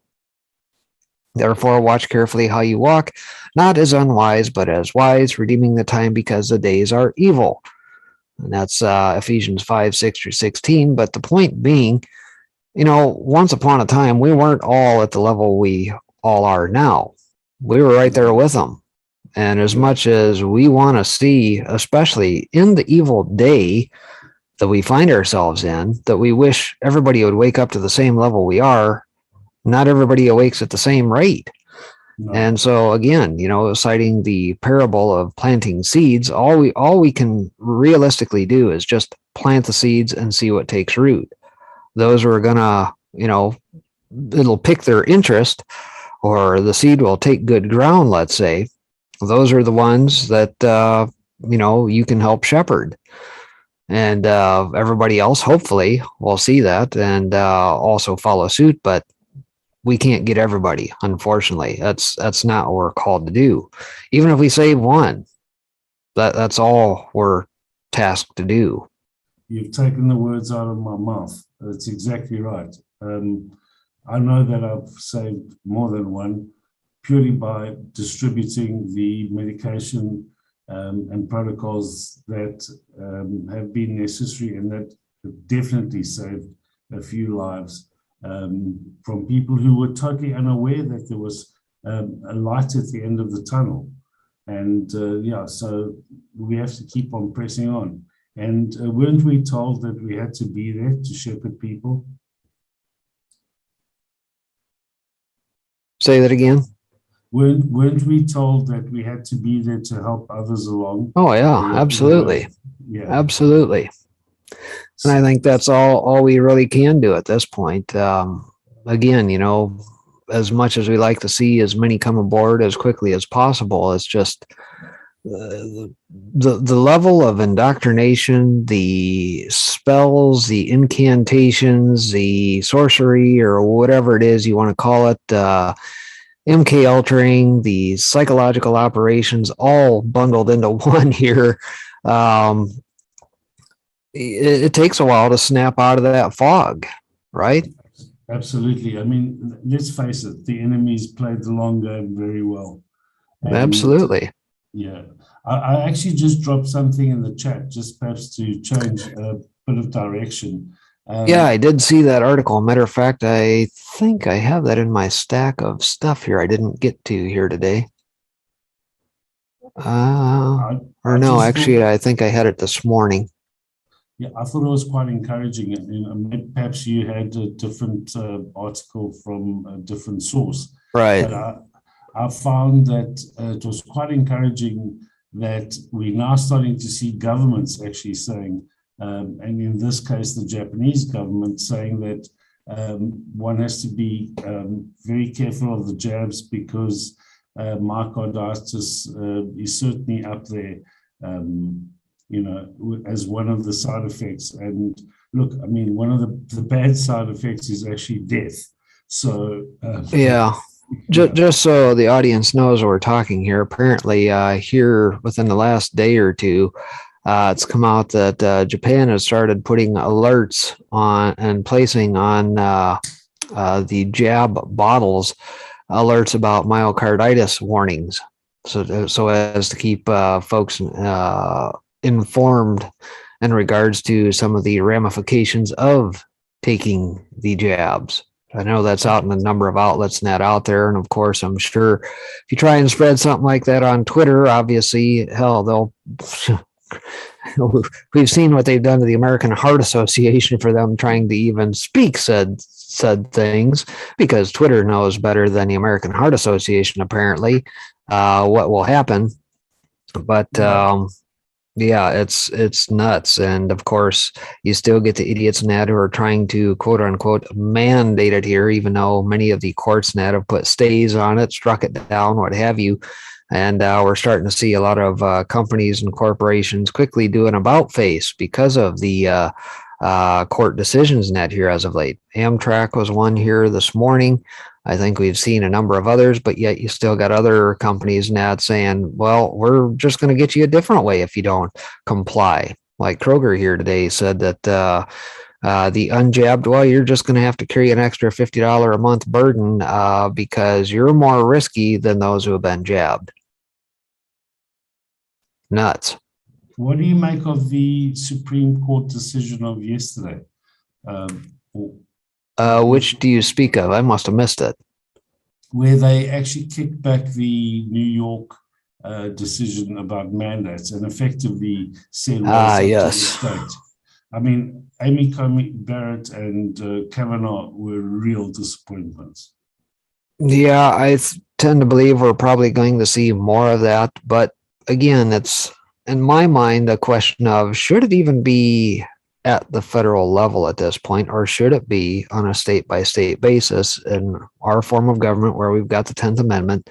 Should it reside at a state level? Which I is don't know. why I asked the question, because perhaps they should kick it back to the state level.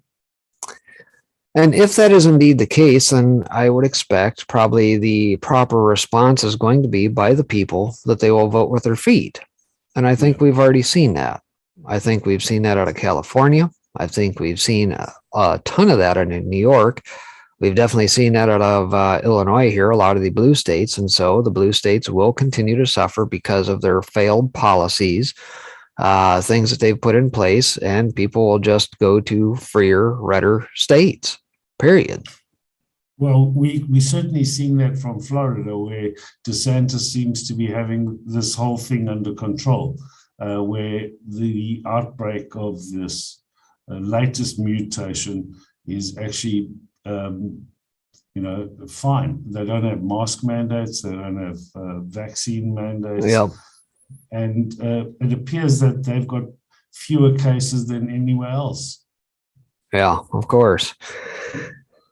So I don't know. We'll have to see how it shakes out, but I'm kind of looking forward to a report here pretty soon. I would imagine Zero Hedge maybe in the next couple of weeks will have kind of the outlays of somebody like U-Haul and a little bit of reporting on where the migration is going here in the United States, because I don't know. I guess it's probably been maybe about a year ago or so they kicked out a report, and U-Haul is a pretty good tracker, honestly, for outflows of folks out of various states, and also keeping track of inflows into said states.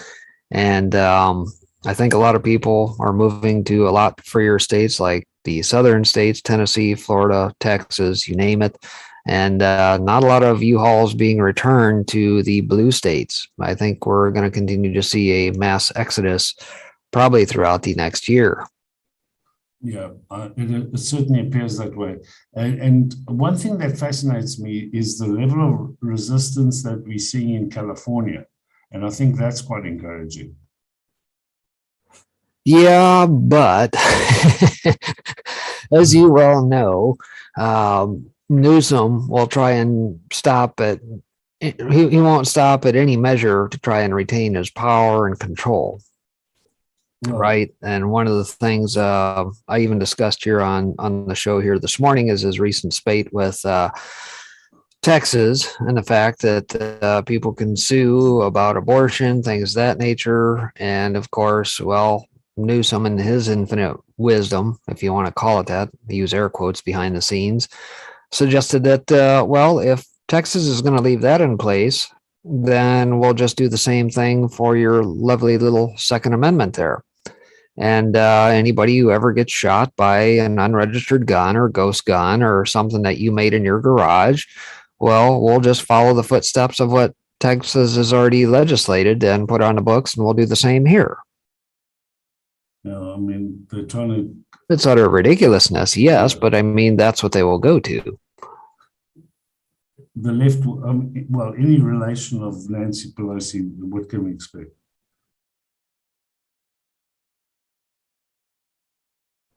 Good to see Daddy Dragon in the house here this afternoon.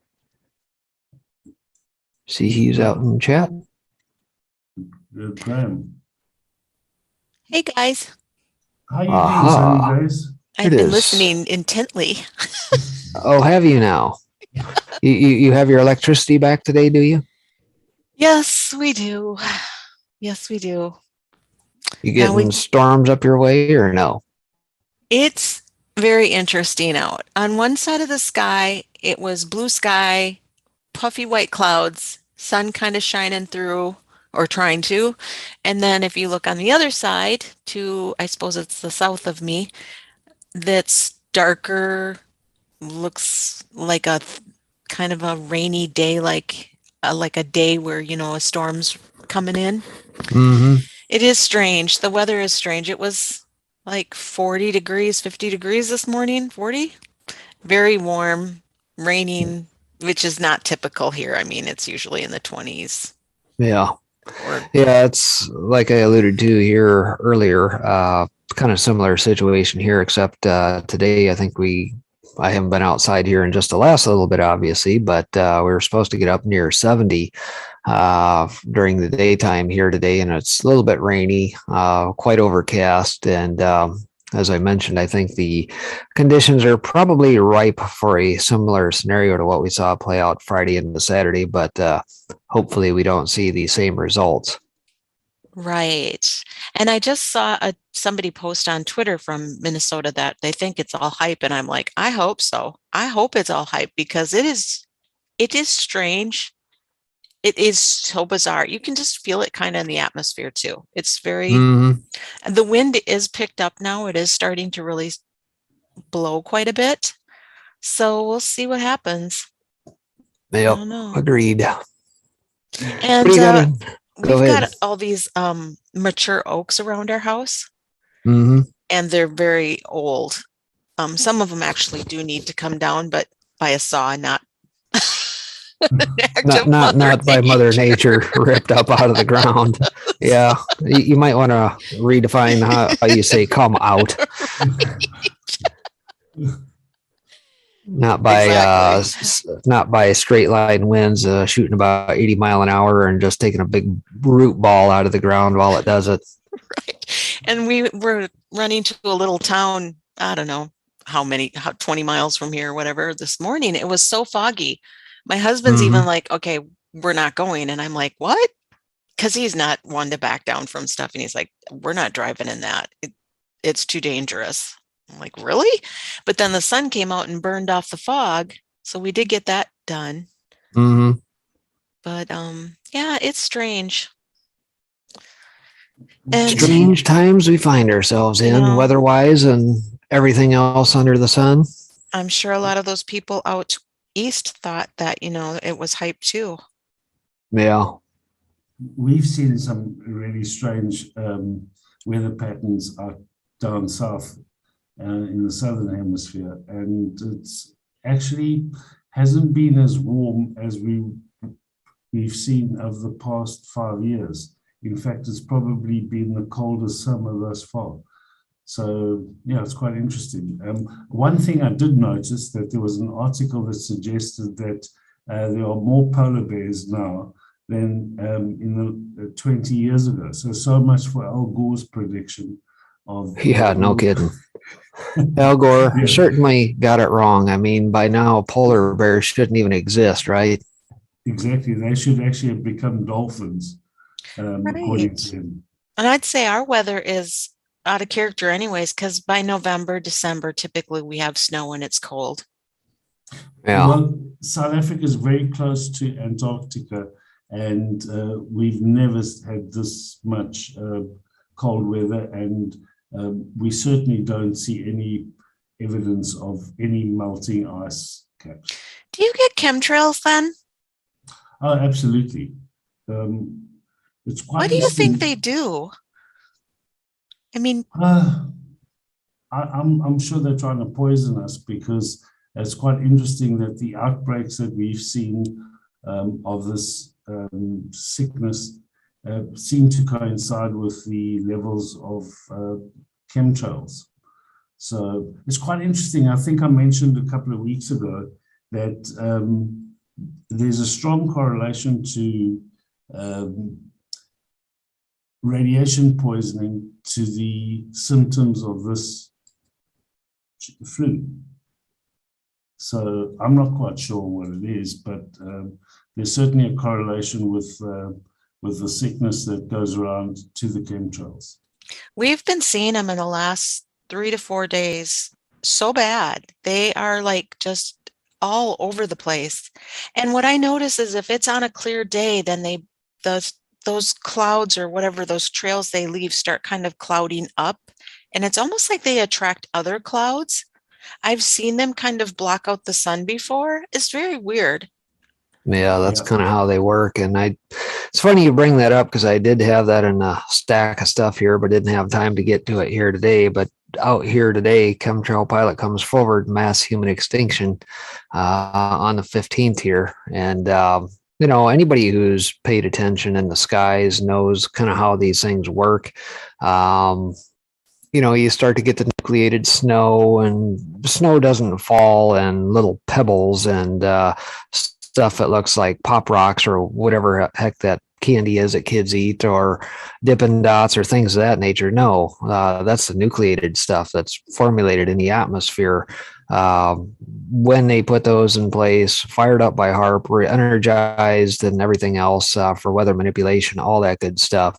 I mean, it's technology that's been out there for hundreds of years. There's hundreds of patents on it that date back to the early 1900s. So do your research on it, certainly. But Natural News had a good piece on it here a couple of years ago where you can go find all the various patents, various other places as well. And I want to say these date back to the early 1920s, I guess, is probably when the first patents and that started hitting the books, somewhere in there. Yeah, I've actually seen a pickup in the chemtrails, or what appears to be chemtrails, over Southern Africa, and the patterns are, yeah, they eerily coincide with the outbreaks of new variants, or suddenly outbreaks of more infected people. So I'm sure one has something to do with it. Yeah, it is quite disturbing, but again, not too many people pay attention to chemtrails in Southern Africa, that's for sure.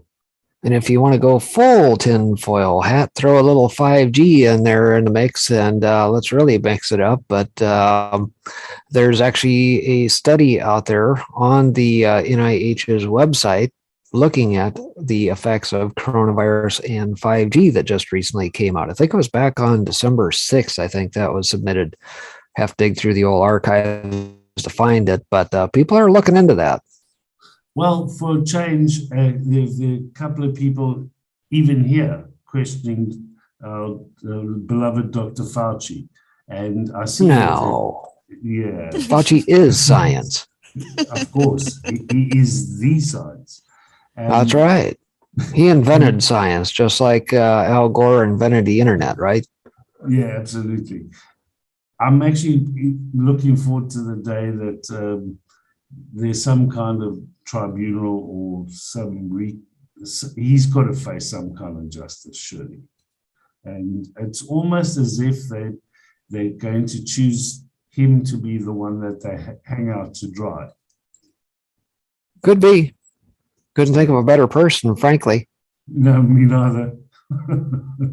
But I think overall, I'm quite optimistic about what I'm seeing. And going back to what you mentioned earlier, breaking, the revelation type environment that we've been expecting, I think may not be as bad as what we had quite anticipated.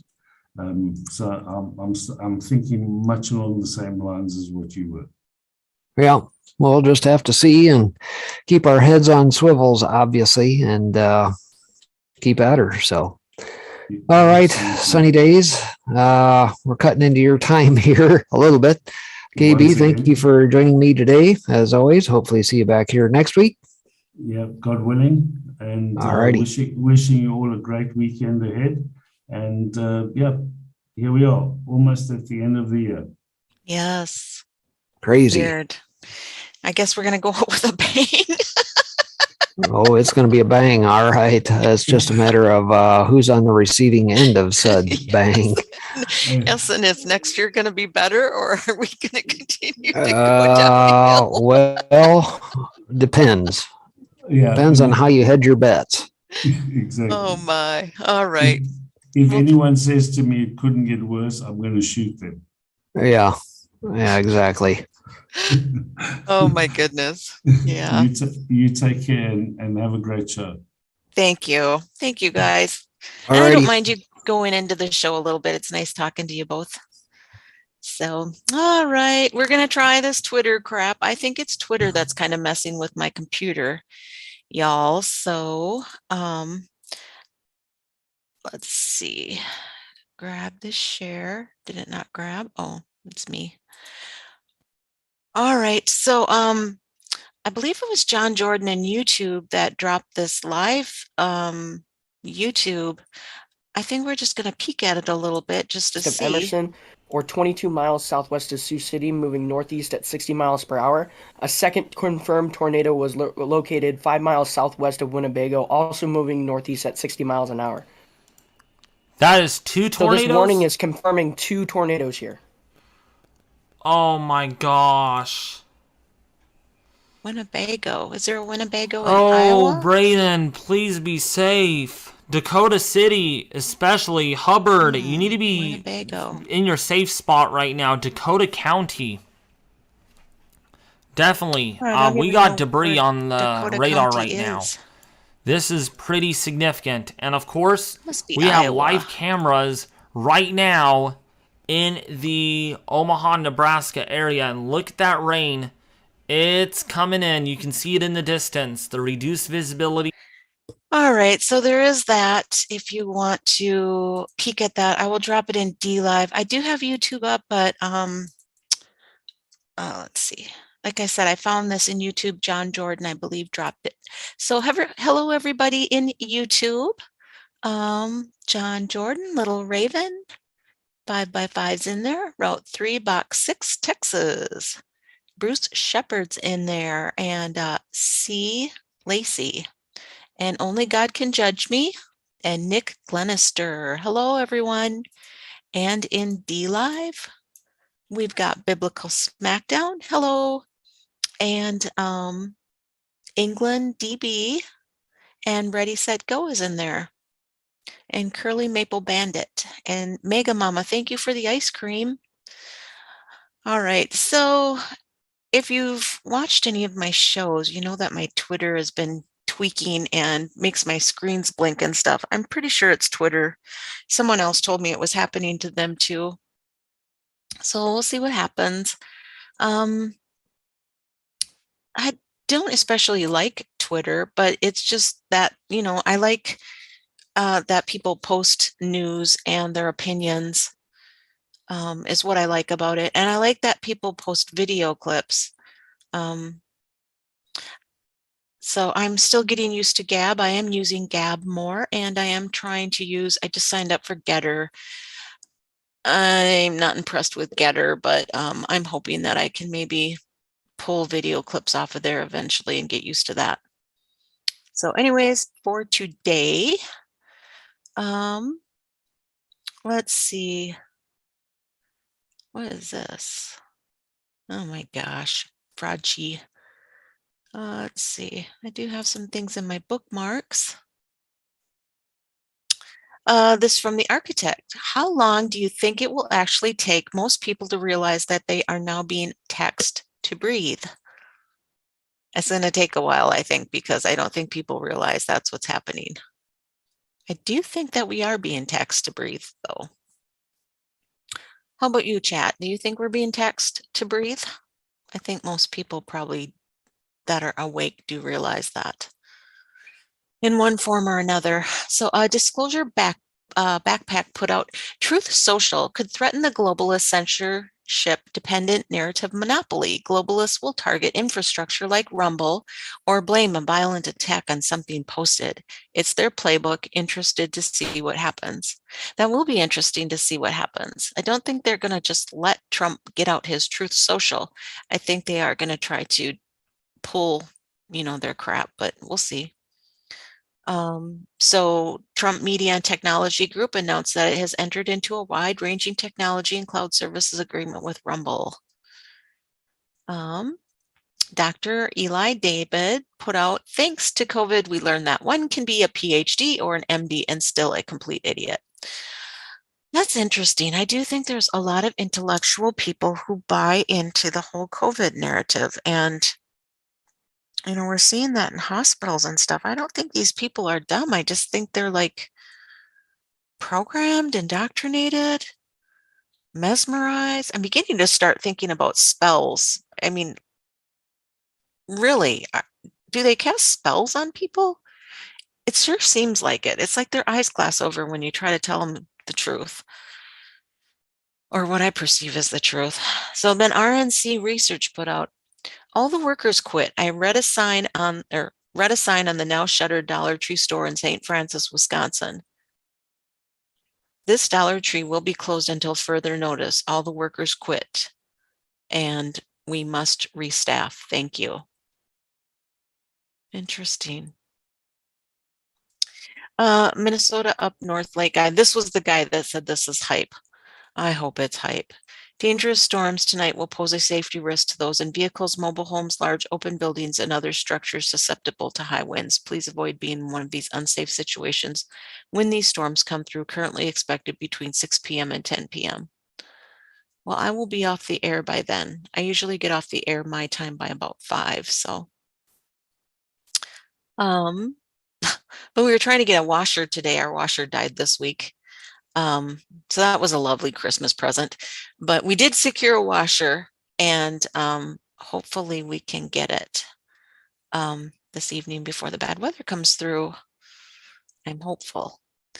The Divine Miss M put out, one cannot assume what's in another person's heart just because of their race. That's racist. Not one thin dime.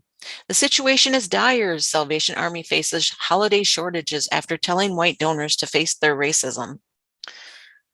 Well, I guess that's what happens when you go woke. You go broke. And it's, the Salvation Army decided to put that out there. And then they actually, from what I understand, they retracted it or said that that's not what they meant. It was interpreted wrong after they got backlash. So after a major uproar, the Salvation Army backtracked over Thanksgiving weekend and released a statement refuting the claims of their racial demands. The Salvation Army then removed its absurd Let's Talk About Racism guide following the intense backlash over a text last week that told white donors to sincerely apologize for their racism while hinting that Christianity is institutionally racist. Oh my gosh, crazy stuff. Oh, these people. And then Rosie's Omicron dance party put out, these are the people calling you a crazy conspiracy theorist. I don't know if this is true, folks. Maybe they had it on for some other reason. Can we hope that it wasn't because of COVID? I mean, seriously, you're out on a hiking trail, it appears, even if this photo is even real. My goodness. And I thought this was funny. When you're invited to the family reunion, but asked to act all weird and let me start over. When you're invited to the family reunion, but asked not to act all weird and start bringing up conspiracies. This person's me pulling in. That's so cute. I like that. Oh, Pelosi's looking worse and worse. So this is a 10-second clip, and she actually does say, there is an attitude of lawlessness in our country that springs from I don't know where. Maybe you do. Gee, Nancy, you only have to look to yourself, in my humble opinion, to see lawlessness. You and, your group of cronies. Oh my goodness, lawlessness. You brought lawlessness to us. They break the laws and, do what they want to do it seems like without conscience.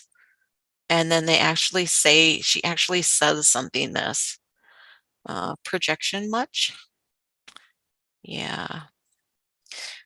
So this Massimo put out, for the first time in history, a spacecraft has touched the sun. NASA's Parker Solar Probe has now flown through the sun's upper atmosphere, the corona, and sampled particles and magnetic fields there. I thought that was kind of weird.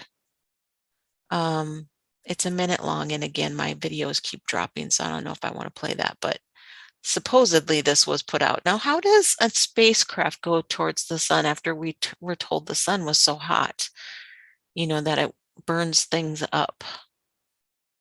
Interesting. I don't know about that. And then 9 hours ago, there was a breaking announcement from President Trump, and it's a big one. Let's see what this was.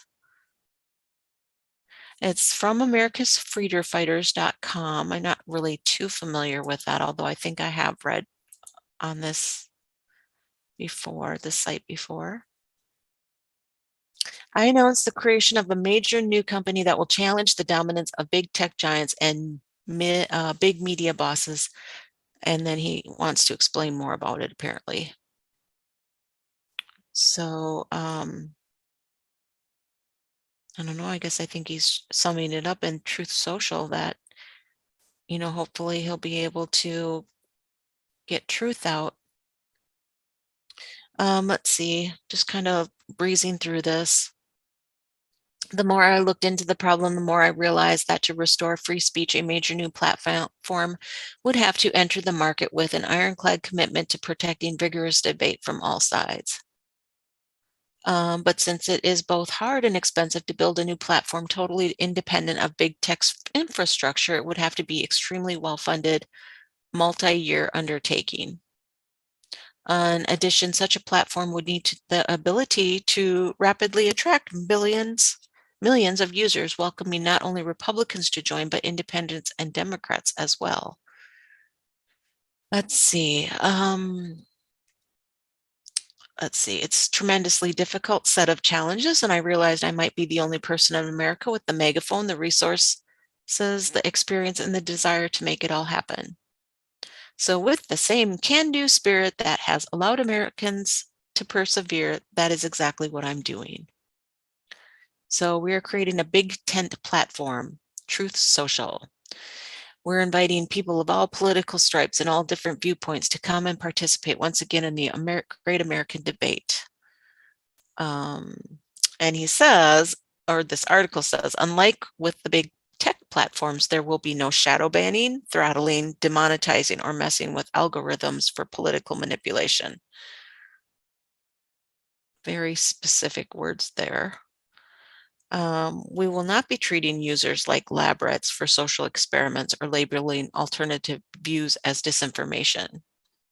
We will not silence our fellow citizens simply because they might be wrong, or worse, because we think that Americans can't handle the truth. It will be free, vibrant, lively, and diverse as America itself. And Truth Social is only the beginning of our plans. The Trump Media and Technology Group will also be launching an on-demand video streaming service that competes with the increasingly woke and politicized entertainment programming created by big tech and big media players. TMTG also sees opportunities to create cancel-proof alternatives in other key areas ranging from web services to payment processing. Wow, that's very interesting. They're going to do payment processing. In the end, a small number of powerful people who all think the same and wish to silence anyone who thinks differently cannot be trusted to control almost every major media, technology, and entertainment company in America. I am determined to break their chokehold over the voices of the American people, not just for myself and my supporters, but for the United States of America. Well, that's good news if it happens, hopefully. It just kind of goes on. Chris Pavlovsky, the founder and chief executive officer of Rumble, said Rumble is excited to provide technology and cloud services to TMTG. So we continue to build the infrastructure to deliver a free and open and neutral internet. Well, we'll see, I guess. It's good to keep an eye on that. Let's see, that's that window. Moving on along down the line. Let's see, and it blinked. Twitter kind of does that anyways. Sometimes you'll be scrolling and looking at something and it'll just reset itself, but it's gotten so much worse. I don't know what it is.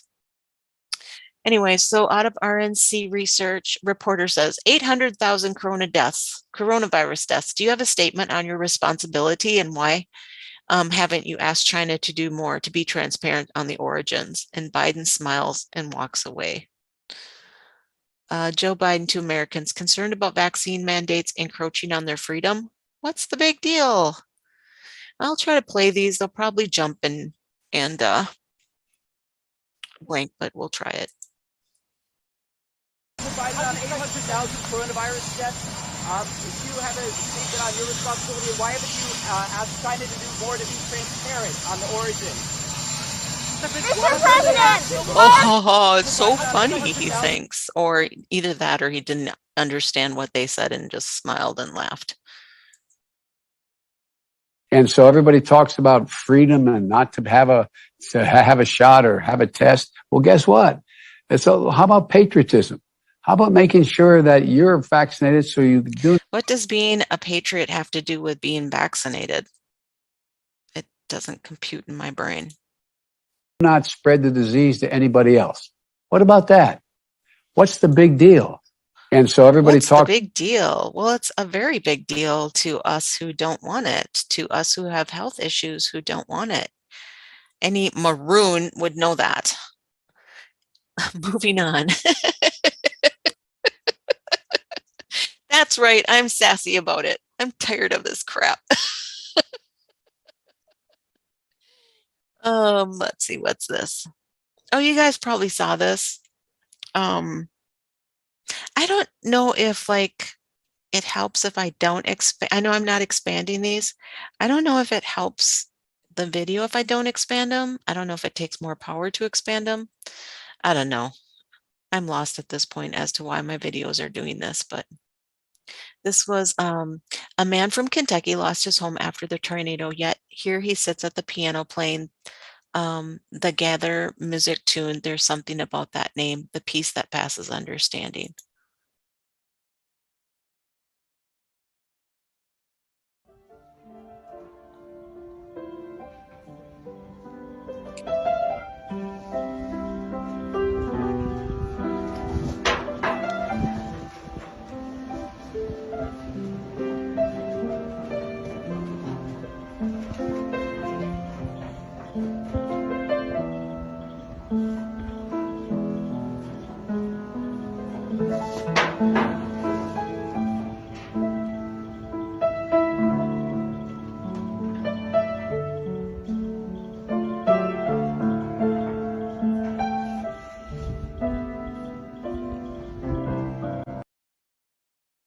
He plays the piano beautiful.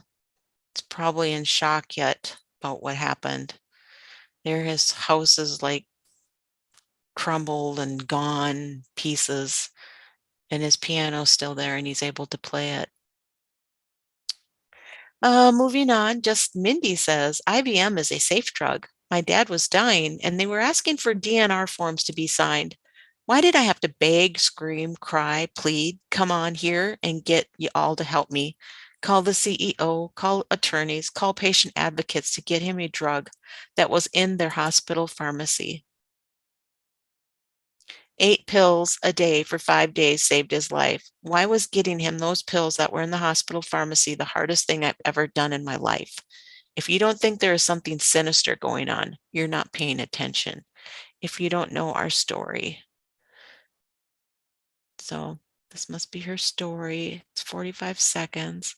And remember, they told me if I didn't stop talking about his treatment on Twitter, they would stop allowing my mom to visit for 30 minutes a day. Pure evil. Who gets to tell her that? What human being is so authoritative or above her that gets to tell her she can't talk about her father's treatment? Or they would stop allowing my mom to visit him for 30 minutes a day. Sums it up right there. Pure evil.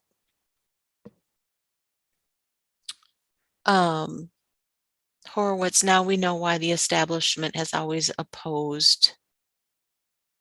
What does that say? Early treatment. Yeah, why do they oppose early treatment? I wonder why. Also, the reason they finally gave him IVM was 2 male nurses restrained him for 18 hours, which was against the law. My son and his fire chief found out and know the law and threatened to file a report. After they saw my mom take these pics, they relented a couple hours later. Oh my gosh. They restrained him for 18 hours, which is against the law. These are his bandaged and bloody hands from the restraint. I hate that he was tortured, basically, but it ended up being the key to getting him the IVM. They wanted to shut me up. That's horrific. And before any snarkalarks come into this thread, my dad was fully vaccinated. He received his first dose of Moderna on 1/6, his second dose on 2/10. He was hospitalized on 3/1, and he was one of the first breakthrough cases in Florida. So the DOH has plenty of records on us. Wow. It's really sad what's happening to people. Very disturbing. So Charlie Spearing, and I don't really know these people that I bookmark. Sometimes I come across them on my thread, and some of them I'm not even following. I just find what they say curious or interesting or, thought-provoking. So Charlie Spearing put out, Joe Biden and Kamala Harris attended a massive DNC holiday party tonight at a hotel in downtown DC, but also canceling the White House holiday parties for coronavirus safety reasons. So I wonder if the White House holiday parties, is that where, like the Republicans would come to? At DNC holiday party, Biden just told the well-dressed guests that they would never have to sit in a McDonald's parking lot to get internet. Strange. Naomi Allen put out, the spat between Omar and Boebert is so stupid and overblown, I can't help but wonder if it was staged. This bill makes me think it actually might be. Let's see if one of the things the bill does is update our human rights and development assistance law in a way that makes it so promotion of civil and political rights includes combating Islamophobia on an international level. It updates 22 U.S. Code 2151 to include combating Islamophobia on an international scale as officially part of U.S. policy and makes it officially a matter of national interest. If updates on our human rights and security assistance law to make combating Islamophobia a foreign policy goal, which includes dictating how other countries treat Muslims. It updates 22 U.S. Code 6412 to make combating Islamophobia through NGOs an official foreign policy mission. Xi Jinping is named, but the bill has broad implications. Interesting, since Biden has eliminated the OCO Black Ops slush fund and the war party needs to find another way to finance influence ops and freedom fighters. It updates the State Department Basic Authorities Act to create a new State Department office and envoy, more big government, with full authority to consult with NGOs to monitor and combat Islamophobia on an international level. And then she says, bump. By the way, Erdogan calls for a fight against Islamophobia like anti-Semitism. And this was out of Al Jazeera. I hate when it does that. Turkish leader calls for a fight against Islamophobia that is like the one against anti-Semitism after the Holocaust. Erdogan is really good at framing all criticisms and warnings about his aspirations for caliphate as Islamophobic. Omar's bill also prohibits funding for the promotion or endorsement of measures outlined in Trump's Executive Order 13780. This would mean that there would no longer be any vetting of people who NGOs are dealing with. She's creating a loophole to get around laws that prohibit material assistance to terrorists. The bill is pretty much bulletproof. Anyone who actively tries to block it will be labeled Islamophobic. 2 Dems abstaining from voting, Murphy Stephanie from Florida, Rice Kathleen from New York. 1 Republican abstained, Higgins Clay from Florida. That's an interesting thread. I did see something about that. And then this one that she put in here, this Naomi Allen put in here. Here's the kicker, a letter from the Alliance for Peace Building written to Samantha Power, partly complaining about how U.S. laws that prohibit material support to terrorists is hindering their peace efforts. It is I don't know. I don't know. It's crazy, some of the stuff that's going on here. I did wonder about that too. I mean, I don't know. So Lauren Boebert had come out at a party and talked about this story about the elevator and Omar not having a backpack, so she was safe or something. And then, of course, the backlash the next day, and then Boebert apologizes on Twitter or something like that. And then now, Omar gets this bill going, and I believe it passed the House today. I might have that in here somewhere. Let's see, one guy, this John, put out one guy, Richard Reed, tried to light his shoe on fire 20 years ago, and as a result, we're still taking our shoes off at the airport to this day. And you think we can go back to the way it was if we hit a number or get to zero? LMAO, man. Okay. Oops, blink. Today marks 230 days. This was out of the U.S. National Archives 8 hours ago. Today marks 230 years since the ratification of the Bill of Rights. On December 15th, 1952, President Truman attended the dedication of the Shrine, U.S. National Archives, the new home of the Declaration of Independence, the Constitution, and the Bill of Rights. And this must be the pick. I like history. Let's see, the original document is on permanent display in the National Archives Museum in Washington, D.C. U.S. National Archives is proud to provide public access to this founding document both in person and online. If you have visited the National Archives in person, you might have noticed that the exhibited document proposes 12, not 10 amendments to the Constitution. Our original document is the file copy of the joint resolution with the 12 amendments passed by Congress on September 25th, 1789. Access and explore it online, catalog archives. Wow. 14 handwritten copies were made of the proposed amendments. President Washington sent 13 copies to the states on October 2nd, 1789. Delaware's copy of the Bill of Rights. Cool. On December 15th, 1791, 3/4 of the states had ratified 10 of these 12 amendments, making what we now call the Bill of Rights part of the Constitution. And then message of President Washington transmitting the vote of New Hampshire. The Bill of Rights consists of ratified Articles 3 through 12 and the first 10 amendments to the Constitution. The Secretary of the Senate marked up this copy of the original 17 articles created by James Madison and submitted by the House. Since 1791, an additional 17 amendments have been added to the Constitution, and you can access a full transcript of the Bill of Rights and these additional amendments on the National Archives website.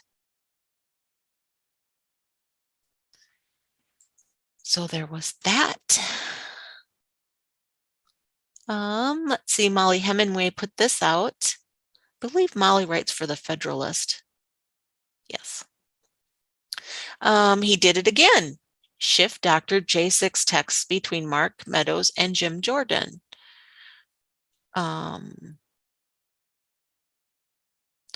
So there was that. Let's see, I'll pull that up quick. I won't read too much of it. I don't know how long it is, but it's during January 6th hearings, Schiff doctored text messages between Mark Meadows and Rep. Jim Jordan. Democrat Adam Schiff doctored text messages. Okay, just reads it again. Oops, he did it again. After leaking fake Donald Trump Jr. emails, fabricating the transcript of a 2019 phone call between former President Donald Trump and Ukraine's president, and lying about his interactions with the so-called whistleblower behind House Democrats' first impeachment of Trump, Representative Adam Schiff, D out of California, is now running the same con against a fellow lawmaker. During a hearing Monday night on the riot at the U.S. Capitol on January 6, 2021, Adam Schiff claimed to have proof that a member of Congress texted former White House Chief of Staff Mark Meadows to instruct a former Vice President Mike Pence to overturn the 2020 presidential election results. Not only did Schiff misrepresent the substance of the text message and its source, he even doctored original text messages, which were obtained and reviewed by the Federalist in their entirety. Wonder how long that is. I want to display just a few of the messages he received from people in Congress, Schiff said, referring to Meadows. The committee is not naming these lawmakers at this time as our investigation is ongoing. If we could cue the first graphic. And it goes on and on. But let me see how long this is. I want to display just a few of the messages he received from people in Congress. The committee is not naming these lawmakers at this time as our investigation is ongoing. If we could cue the first graphic. This one reads, on January 6, 2021, Vice President Mike Pence, as President of the Senate, should call out all electoral votes that he believes are unconstitutional as no electoral votes at all. You can see why this is so critical to ask Mr. Meadows about a lawmaker suggesting that the former vice president simply throw out votes that he unilaterally deems unconstitutional in order to overturn a presidential election and subvert the will of the American people. So there was that. I see 5x5 dropped. Ryan Hall is already live.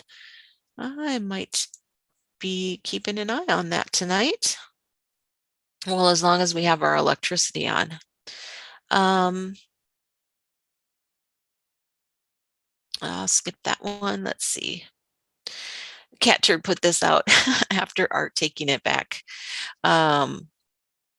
Okay, is it me or does a giant rat jump into a box at the end of this video? I don't know, but I'll try to play it. It's only 29 seconds. Not all heroes wear capes. This guy fought off robbers with a bong.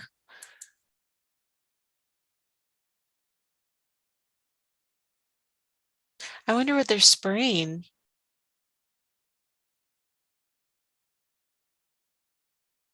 Pepper spray or something? He threatens him with the bong. Oh, is that like a little puppy or something? It looks like a teeny dog. Anyways, he fought him off with a bong. It's kind of funny. Okay, let's see. I think I'll skip that one. Let's see. This is Dr. Zelenko exposes how Dr. Rick Bright's very bad move sabotaged early COVID treatment, killing masses. And that's on BitChute. Let's see. Well, this was from yesterday. Joe used Sandy Hook anniversary to call for gun control. How shocking. Not.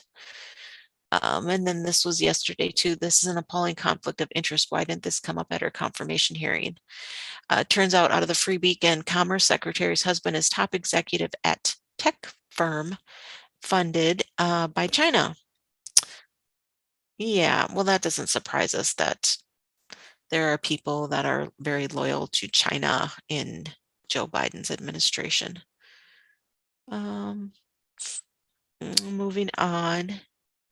This was interesting. It's 26 seconds. This would not be the first time. Oops, it blinked.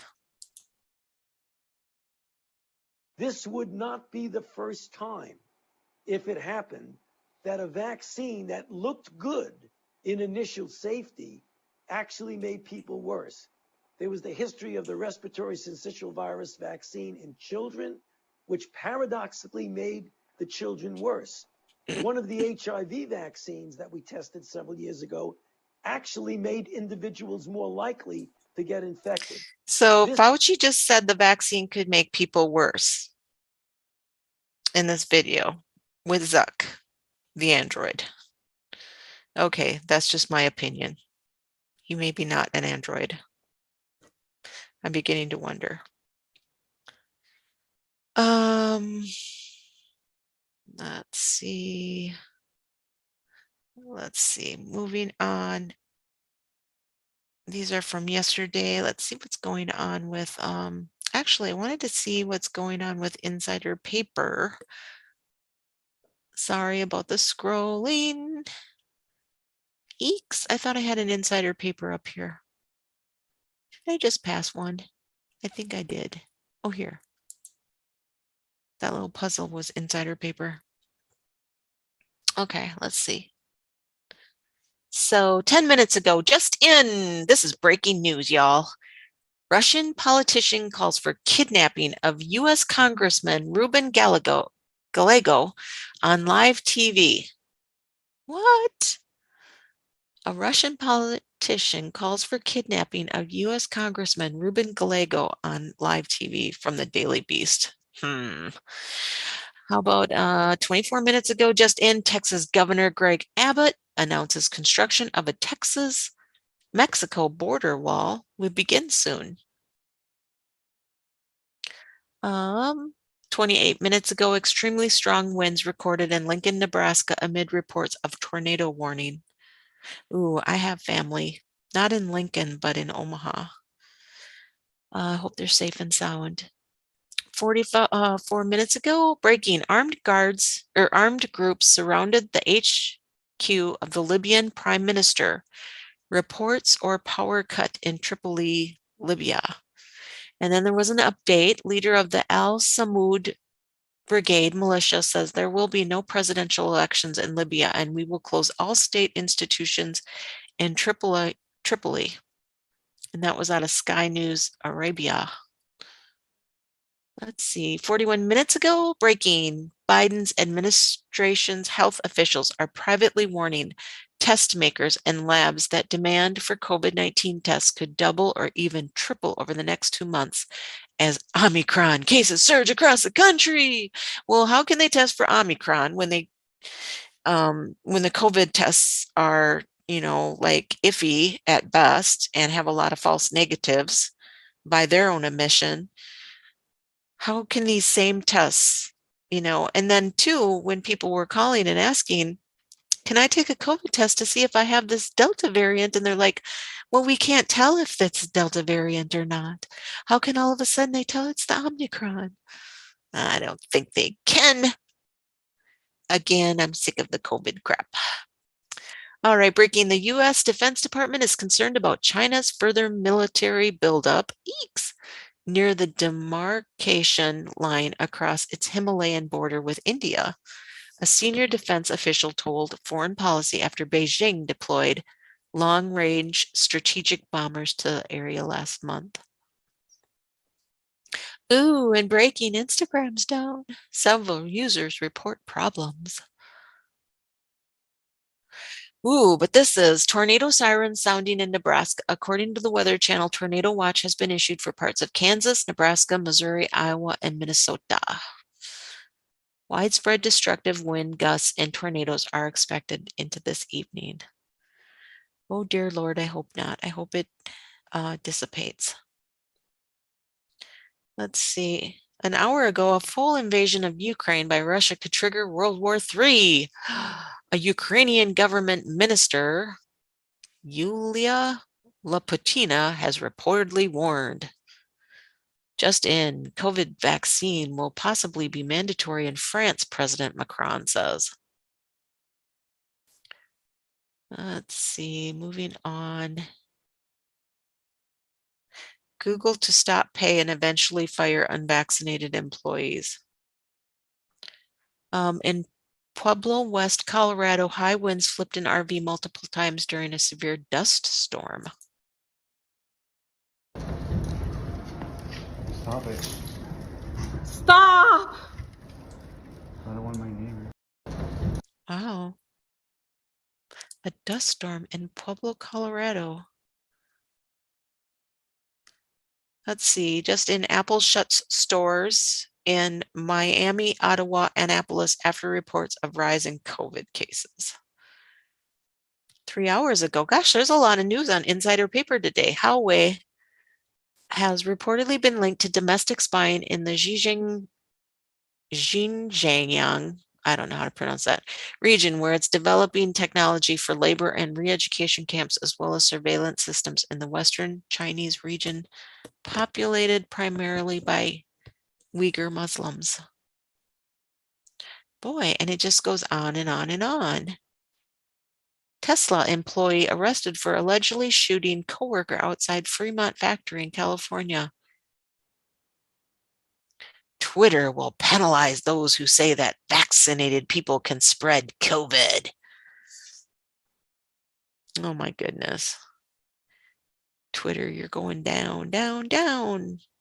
Update. Twitter quietly changed the wording of stated point after reports. Now the virus word is modified to vaccine. See images. Left is cached. Just in, Federal Reserve will accelerate pullback of its economic support as inflation surges. Foresee 3 rate hikes in 2022. And the Crown Princess Mary of Denmark tests positive for COVID-19. Oy. Scientists baffled by smaller solar system occurred in the last decade. That's weird.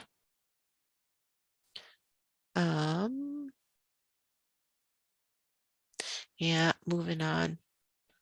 All right. My show's almost finished. I never did find the curved line. I see the curved lines because it's an optical illusion, but I don't know that any of these are actually curved. I don't see it. If they are. Man, that is freaking hurting my head. What the hell? Sorry. It's all right, man. That is one hell of an optical illusion. Holy crap. Yeah, it is. It's like, you look in the curved lines, then they straighten out. Yeah, it is a weird optical illusion. Very strange. Never seen that one before. How are you, Pixels? I'm doing good. I've been working on some like overlay animations for my Christmas special, and I'm having a lot of fun with that. Overlay animations. I'm not sure I know what that is. Can you show me a picture? So for example, I could put snow over my stream. Oh, cool. So I'm doing stuff like that. I don't want to show what I have so far. Okay. It's kind of a surprise, but I'm sure it's going to give people some great laughs. Oh, fun. Now, are you using like OBS for that, or are you using something else? Well, so I use OBS to build out my stream, but to actually make the overlays and animations for it, I use other software. Okay. Oh, cool, Pixels. That's awesome. Yeah, it's been really fun working on that stuff, and I like doing that stuff anyways. So it's cool. I get to do like my hobby while I'm working on my stream. It's always fun. Yeah. Plus, who knows? You get good at that stuff. Maybe it's a side job or something. I've had a lot of people tell me that I should do that, but I don't want to because I want to keep it as just something that I like to do. You know what I mean? If I turned it into a money-making thing, it would ruin the fun aspect of it for me. Okay. All right, Spicy Pickles. It certainly does. So are you guys you aren't like in those warnings for this awful storm stuff they're saying is going to happen, are you? Not here in Michigan, I don't believe. Okay. I had dropped the share, but I am going to pull up on my screen. Ryan Hollyall, they said that he has started his live feed, and I'll probably be watching that. What he's saying about the weather. Oops.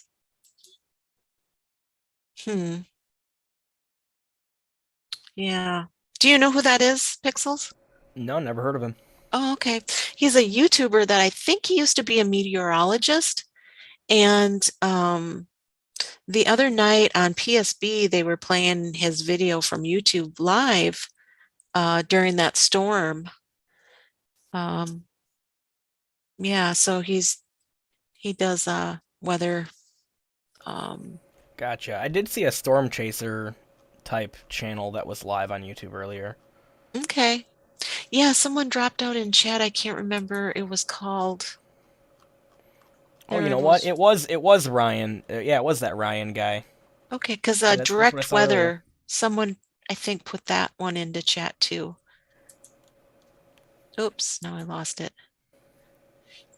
Yeah, I'll probably be watching that since it seems like it's headed this way, darn it.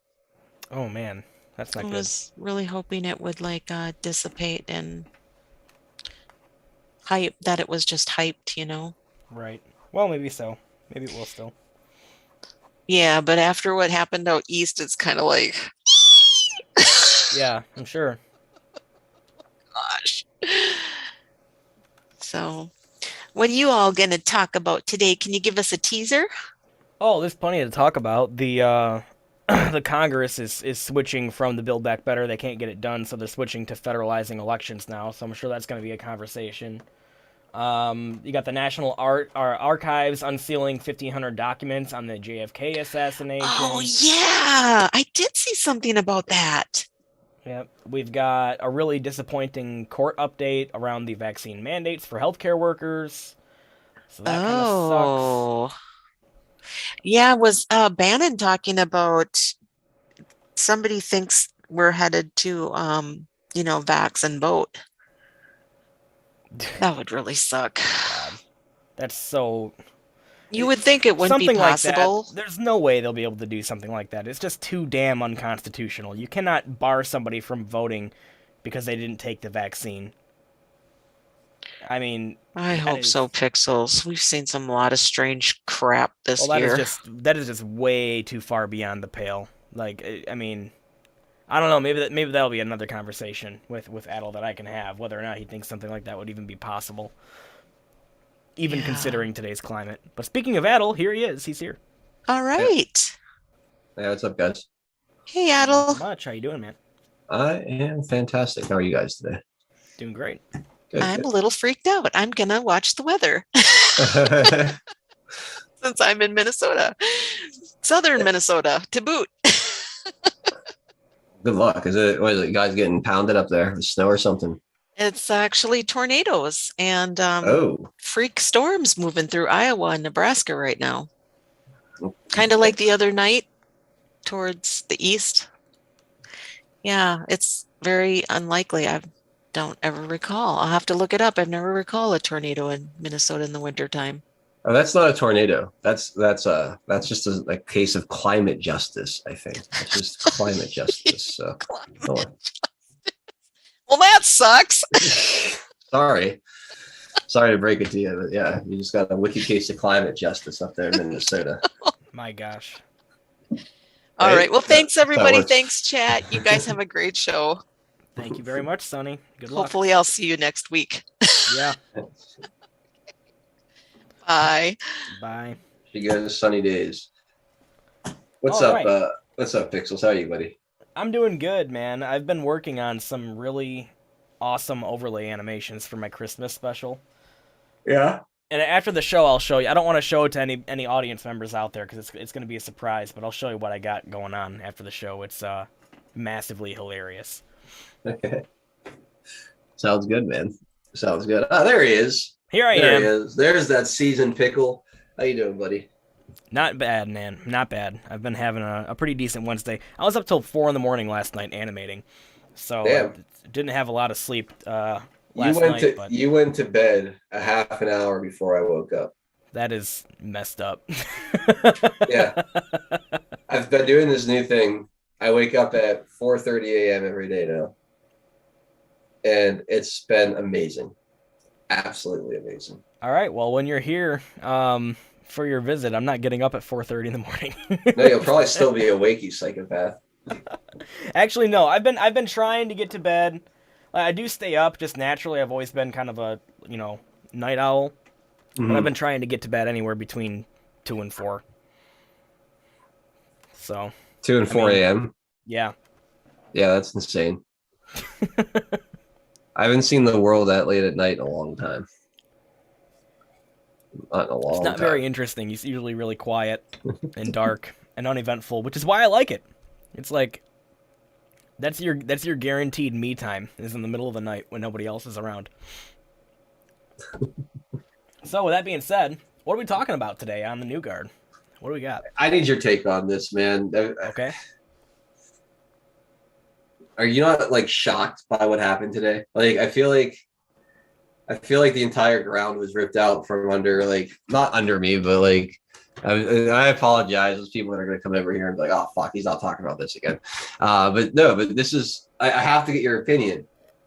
We've heard nothing but build back better, build back better, build back better for the better part of what, a year now almost?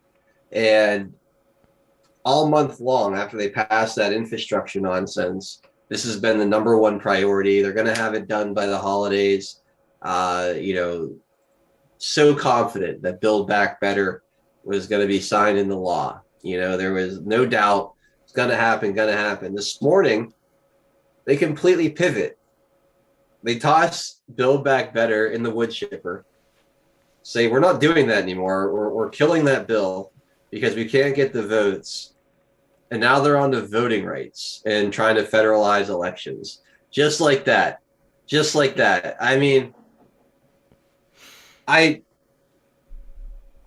that's huge, isn't it? Like, that's like a huge signal of either panic or grasping at straws or something shifted, that because they were obnoxious about Build Back Better. This wasn't like just a little, like they were like dead set on making sure they passed this, and then on a dime with no warning, it's just not existent. And they say it's because they had a bad call or not a great call with Joe Manchin. So you're telling me that that's it? Just negotiations over? We're not even trying this anymore because of one bad call with one senator?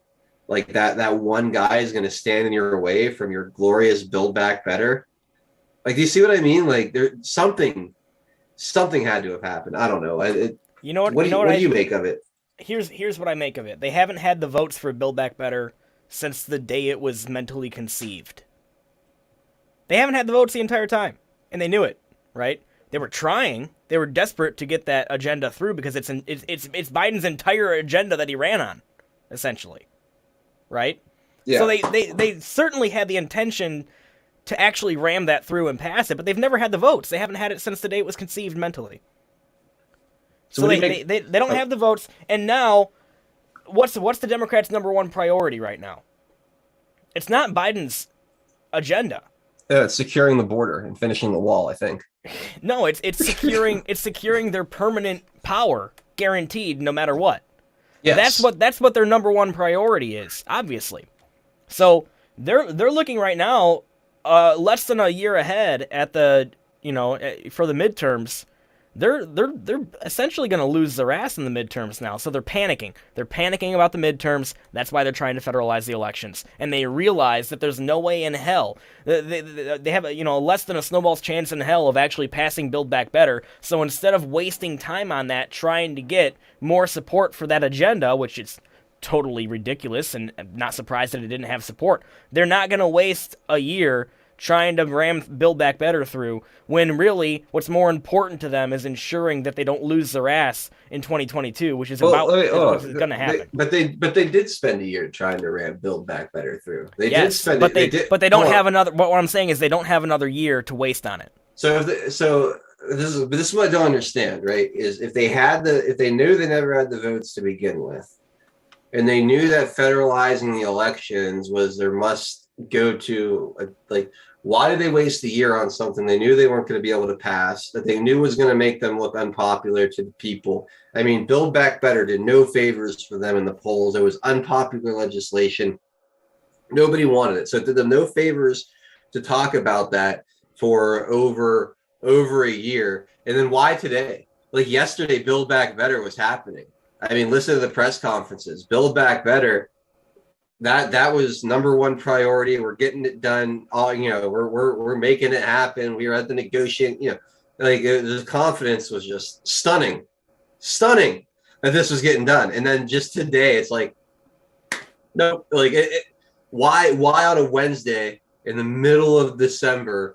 It's just weird though. Because of the crackdown that's happening right now on voter fraud. I truly believe that. In the past 2 days, I've reported 2 or 3 stories at least about people getting arrested for voter fraud, and I've covered other things that are happening, in Arizona, that are happening in Wisconsin. They see that it's getting cracked down on now. People are getting arrested for this. There's massive investigations happening. There's audits happening. They need to get it in front of that. They only have a year to pass this idea of federalizing the elections, and it's their only hope. Now, I'm not gonna say. Can I ask you a question about what you just said there? Because I just want you to. So, do you think are they afraid? Are they afraid that this stuff coming out about election, like the crackdown, is going to turn public opinion against federalizing the election? Like, people are going to see how corrupt it is and then be like, holy shit, like, Democrats, we cannot allow them to do this. Like, that's what they're afraid of? Or they're afraid that they're afraid that of the laws things. are going to change in these states before they can change them federally? Both. Okay. They're afraid of the laws changing in the states respectively. Right? They're afraid of that. They're also afraid of the increased scrutiny that 2020 caused, and which is only heating up. It's not going away. It's getting more and more. You're going to have more scrutiny. You're also going to have a shitload of Republican poll watchers participating in 2022, and they will not be able to get rid of them. They will not be able to get rid of them this time. Do you think that, like, they are terrified of the new laws, and they're terrified of the increased scrutiny in many different ways. So they need to get out in front of it. They're dropping Build Back Better. They wanted to pass Build Back Better. They wanted that so bad, but they're realizing now if they don't federalize the elections by 2022, they're done. Let me ask you a question, Ben. Let me ask it this way. Do you think that in their think tank rooms behind the scenes, right, that they were, let's say, like, beginning of November, right? Because Build Back Better, that was a big thing. Let's say, when did they pass that infrastructure nonsense, right? That was like mid-November, if I'm not mistaken. It must have been like 3 weeks ago or something like that. All right, so let's say 3 weeks ago, they just passed this bill. Do you think they're sitting in a room and saying, all right, we've got till mid-December to get this through the Senate, Build Back Better?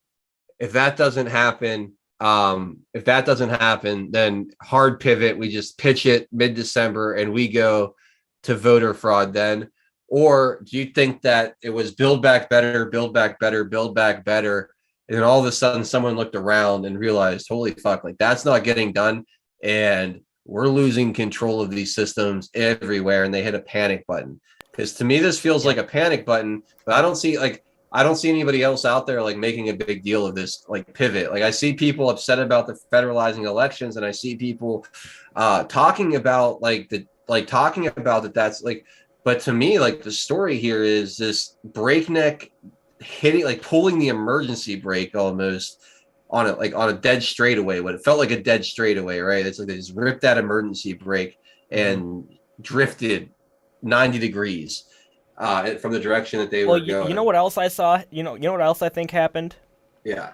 And I think that the emergency brake narrative that you're running with there is correct. I think that they realized we've spent so much time on this Build Back Better. We don't have any more time to waste on this. We have to get to election-related stuff. We have to federalize the elections. Here's also why. Not only are they afraid of new election laws in states and the increased scrutiny in many different ways that they're going to be seeing in 2022, they're also terrified at these polls coming out, showing that the entire country essentially is turning their back on the Democrats, on their COVID policies. They're sick and freaking tired of them. They're sick and freaking tired of Joe Biden's policies. They're sick and freaking tired of seeing their 401ks, whittled away. They're sick and freaking tired of seeing like 40% of the freaking dollar since 2000 is just gone. That spending power is gone. Americans are sick and tired of all of that, and more than anything, they're sick and tired of COVID. They're sick and tired of the Democrats pearl clutching over COVID. They're sick and tired of the Democrats destroying their lives over freaking COVID. So the Democrats are having a moment of realization right now that they are so politically, excuse my language, they are so politically fucked that if they do not federalize elections, there's no way that they will be able to hold on to power ever again.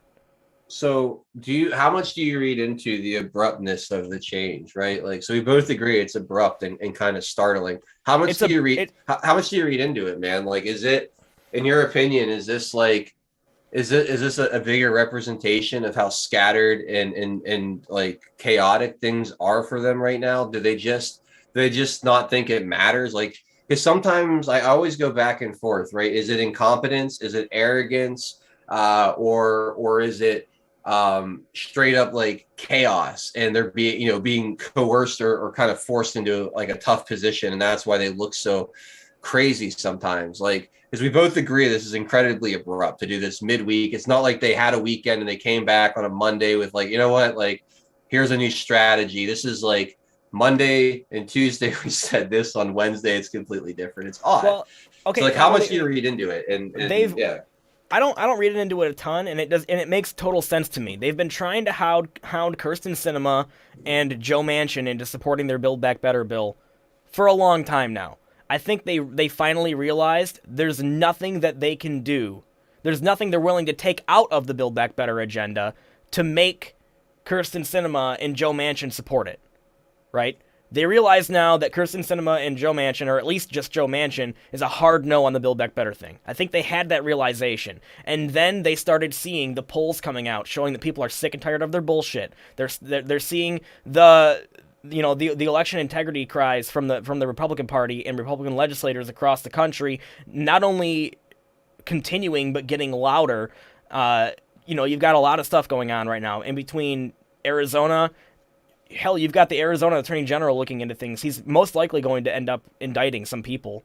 I mean, hell, he's got video of them committing election fraud right on camera, right? Yeah. You know what I mean? So, and that's not even to mention the things that are happening right now in Wisconsin. So I think it's a culmination of them realizing how much people are sick and tired of them, realizing what's coming for them in 2022 as far as like scrutiny into how the elections are run, realizing that there's probably charges related to voter fraud coming from multiple states coming soon, and realizing that the Build Back Better agenda is essentially dead. There's nothing they can do to revive that effort. So they're realizing now the only thing that they have to do is federalize the elections. They're dropping Build Back Better because it's a lost cause essentially at this point, and there's things that are more important to them, such as federalizing the elections to prevent what's going to happen to them in 2020.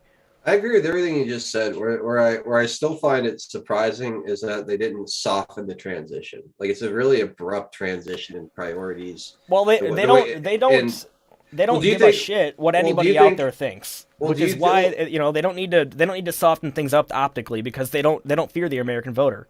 Well, do you think that they're wrong to think that, in my opinion. So do you think that this is the abruptness of this will in itself be a red pill for some people? Like, if you watch, that's something they can't avoid at this point. Their agenda is so radical and ridiculous, and their narrative is so obviously retarded that, of course, every single thing that they do is going to red pill people. Everything they do. Yeah, I agree with that. I just feel like this right here, to the person who moderately pays attention and isn't overly emotional, if you're sitting there watching and you just hear nothing about Build Back Better for like 3 months straight, and then all of a sudden, you wake up midweek and it's like, okay, that's not happening. Now this is the thing. This is the most important thing. And there's no compromise. There's no lesser version. They're not pulling out the best parts of it or the parts that everybody agrees on to get that through. It's just all of a sudden this thing that was imperative for the survival of our country, our climate, and all this is now in the wood chipper, dead. And we're gonna just focus on this completely other unrelated thing. Mm-hmm. Well, here's the other thing that's probably happening in the Democrats' heads, right? If they manage to steal the 2022 midterms in the same fashion that they did with the 2020 election, then the Build Back Better agenda is not dead. They can bring it back at that point. No, so they're prioritizing federalizing the elections so that they can maybe in the future push through the Build Back Better agenda. It's an interesting move. If I were the Democrats, I would be focusing on stuffing the court, because that's where you're going to lose on this. They're also talking about that too. The calls for that are renewed. They're doing it in the wrong order, in my opinion. You got to go to court first, because even with the 6-3 liberal minority that we have in the Supreme Court right now, I still think that it's written too plainly in plain English right there in the Constitution who has jurisdiction over elections. It's not the federal government. You'd have to change the text of the Constitution, which they would not have the votes to do, to get this law to actually pass and stand up against the many lawsuits from at least half of the AGs in this country, state AGs in this country. So it's not even really feasible. Like unless they get the court stuff first, which that doesn't seem to be the order in which they're doing things. So I don't know. I feel like this is a short-term smoke and mirrors play for something else, man. Either they're going to try to do this and then bring back BBB, or they're going to put this up and then, try to sneak something else in around it. I don't know. I don't feel like this is, and I agree, this is what they need to get done. But I feel like at this stage, it feels too abrupt and too infeasible right now. I think it's simply because they have too much to do and too little time, and they know that their time is running out, so they're getting frantic. So you think like it's just like they're in the middle of a building that's going through an implosion, and they're just they're just dodging debris, and there's no planning, there's no real strategy. It's just, well, I think they're trying to plan and strategize. Stay out of the way of the debris for as long as possible until this whole thing comes falling down. Yeah. I think that they are trying to plan and strategize, but when you're in a situation that is that dire and that frantic, even if you do strategize, it's still going to look frantic and dire. You know what I mean? Yeah. Yeah, I guess, yeah. I mean, it just seems like, man. Can you trust ACB, Kavanaugh, and Gorsuch? You can trust Gorsuch. Amy Coney Barrett is the biggest con man in all of politics. I mean, I don't think there's ever been a more disingenuous, dishonest, fake Catholic, fake religious, fake woman of God ever. Well, when you've got the Supreme Court refusing to take things up that are totally and completely legitimate because they're afraid, literally in their own words, they're afraid of the public response. Yeah. You no longer have a Supreme Court. Yeah. Yeah, she's a fake Catholic for sure. You can't turn your back on people trying to get religious exemption from an experimental medical procedure, and then sit there and pretend like you have. Yeah. The fact that the religious exemption thing even has to be a legal argument is so angering to me. We shouldn't even have to rely on anything religious at all to refuse the vaccine. You shouldn't, but the fact that you have a Supreme Court justice who claims to be like a woman of God and Catholic and have these morals or whatever, this moral compass, these values, to sit there and turn her back on people who are desperately looking for relief from an authoritarian state, not only behaving unconstitutionally, but against God's law too, really. And to none of that to seem to register with her, and for her to turn a blind eye to that, man, what, like I said, what a con woman, what a con man. Like, it's just fucking crazy.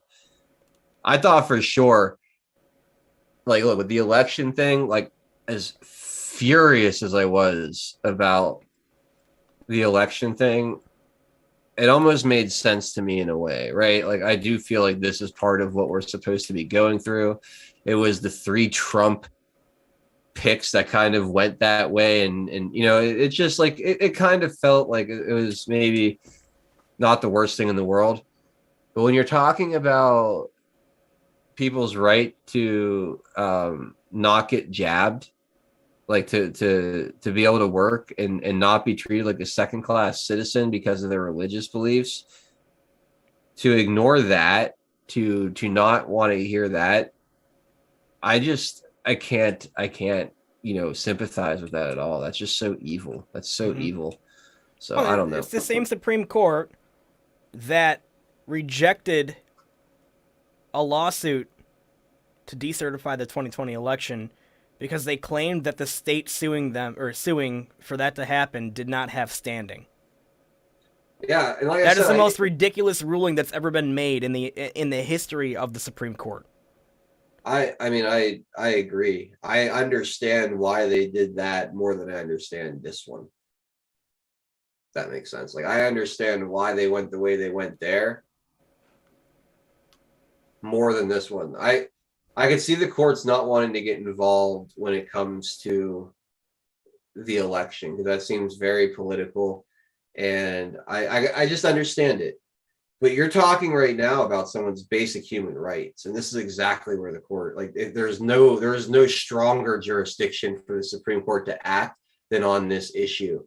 You're talking about a person's right to work, a person's right to provide for themselves, to participate in society based on whether or not they allow a big pharma company to inject them. I mean, it's bonkers. It's absolutely bonkers. And for them to sit on the sidelines because of public perception when there are people being persecuted in this country for their religious beliefs and their unwillingness to be experimented on is fucking bonkers. And the fact that someone that claims to be a Catholic, two people who claim to be Catholics, will sit idly by when they are in a position that could remedy the situation is so unbelievably evil that I struggle to find words for it.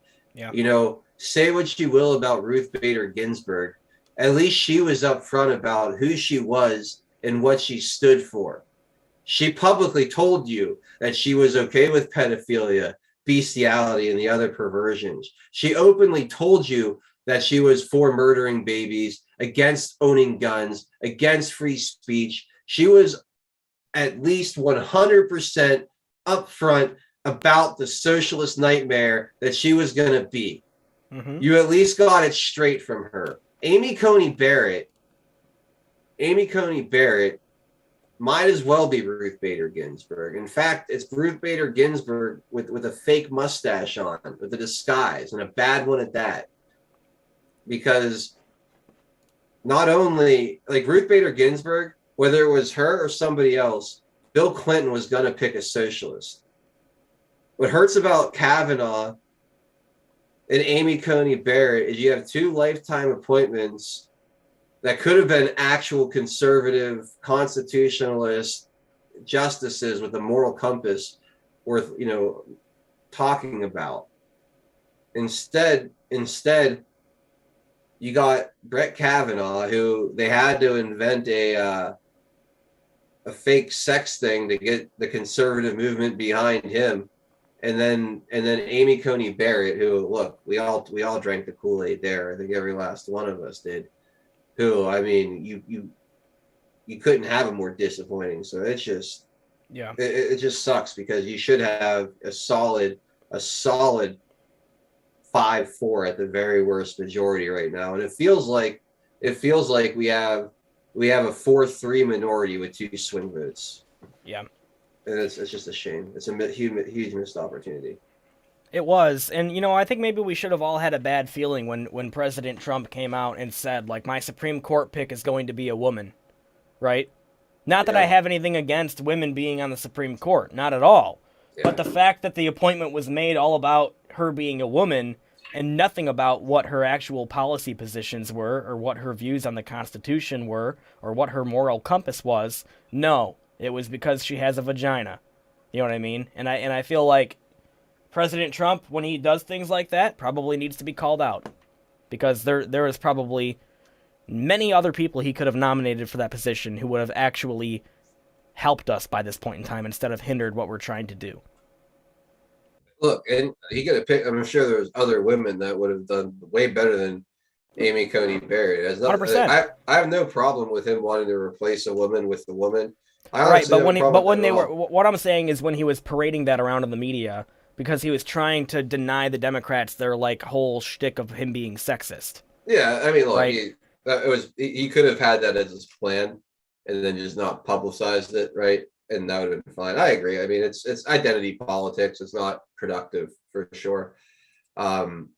it's not productive for sure. And I had no problem with him wanting, to pick a female. If you want to balance out the court with male and female a little bit, I don't necessarily see a problem with that. I think, and that's just because I believe that there's plenty of qualified constitutionalist women that could do the job too. So, like, I think there's plenty of justices or potential justices out there that would do a fine job in that position. Yeah. I just think, we I don't know if it was intentional or if look, I still hold some level of hope in my mind that Kavanaugh and Barrett are kind of playing possum for a moment for whatever reason and will turn into badasses down the road at a more meaningful time. Total hopium, nothing at all to back it up. Just right now would be the most meaningful time for them to do so. Feels like they're dropping the ball. It feels like it. It does feel like it, but we say that now, not knowing where we'll be in the future or how that'll play out. So, like, I don't know.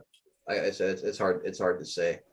But I don't know. I think if things continue to get worse, like if we end up like Australia or Austria, people are going to be wondering a lot less about what these people in the government might do to help us.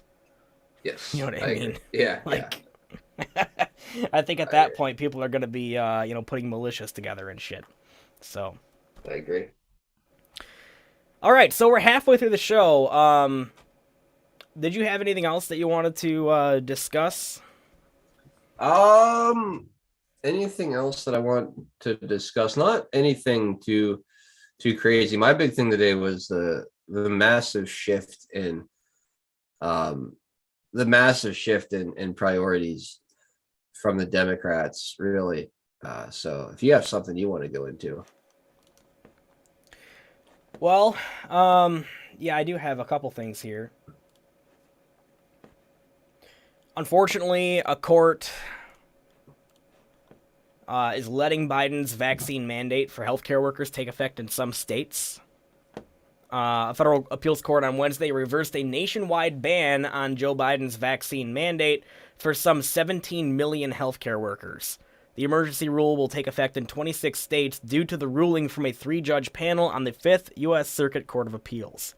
2 federal judges last month blocked the mandate. The first ruling applied to just 10 states. The second expanded the preliminary injunction across the nation, but the appeals court said it found little justification for the second move in the opinion issued by U.S. District Judge Terry Doughty, a Trump nominee, on November 30th.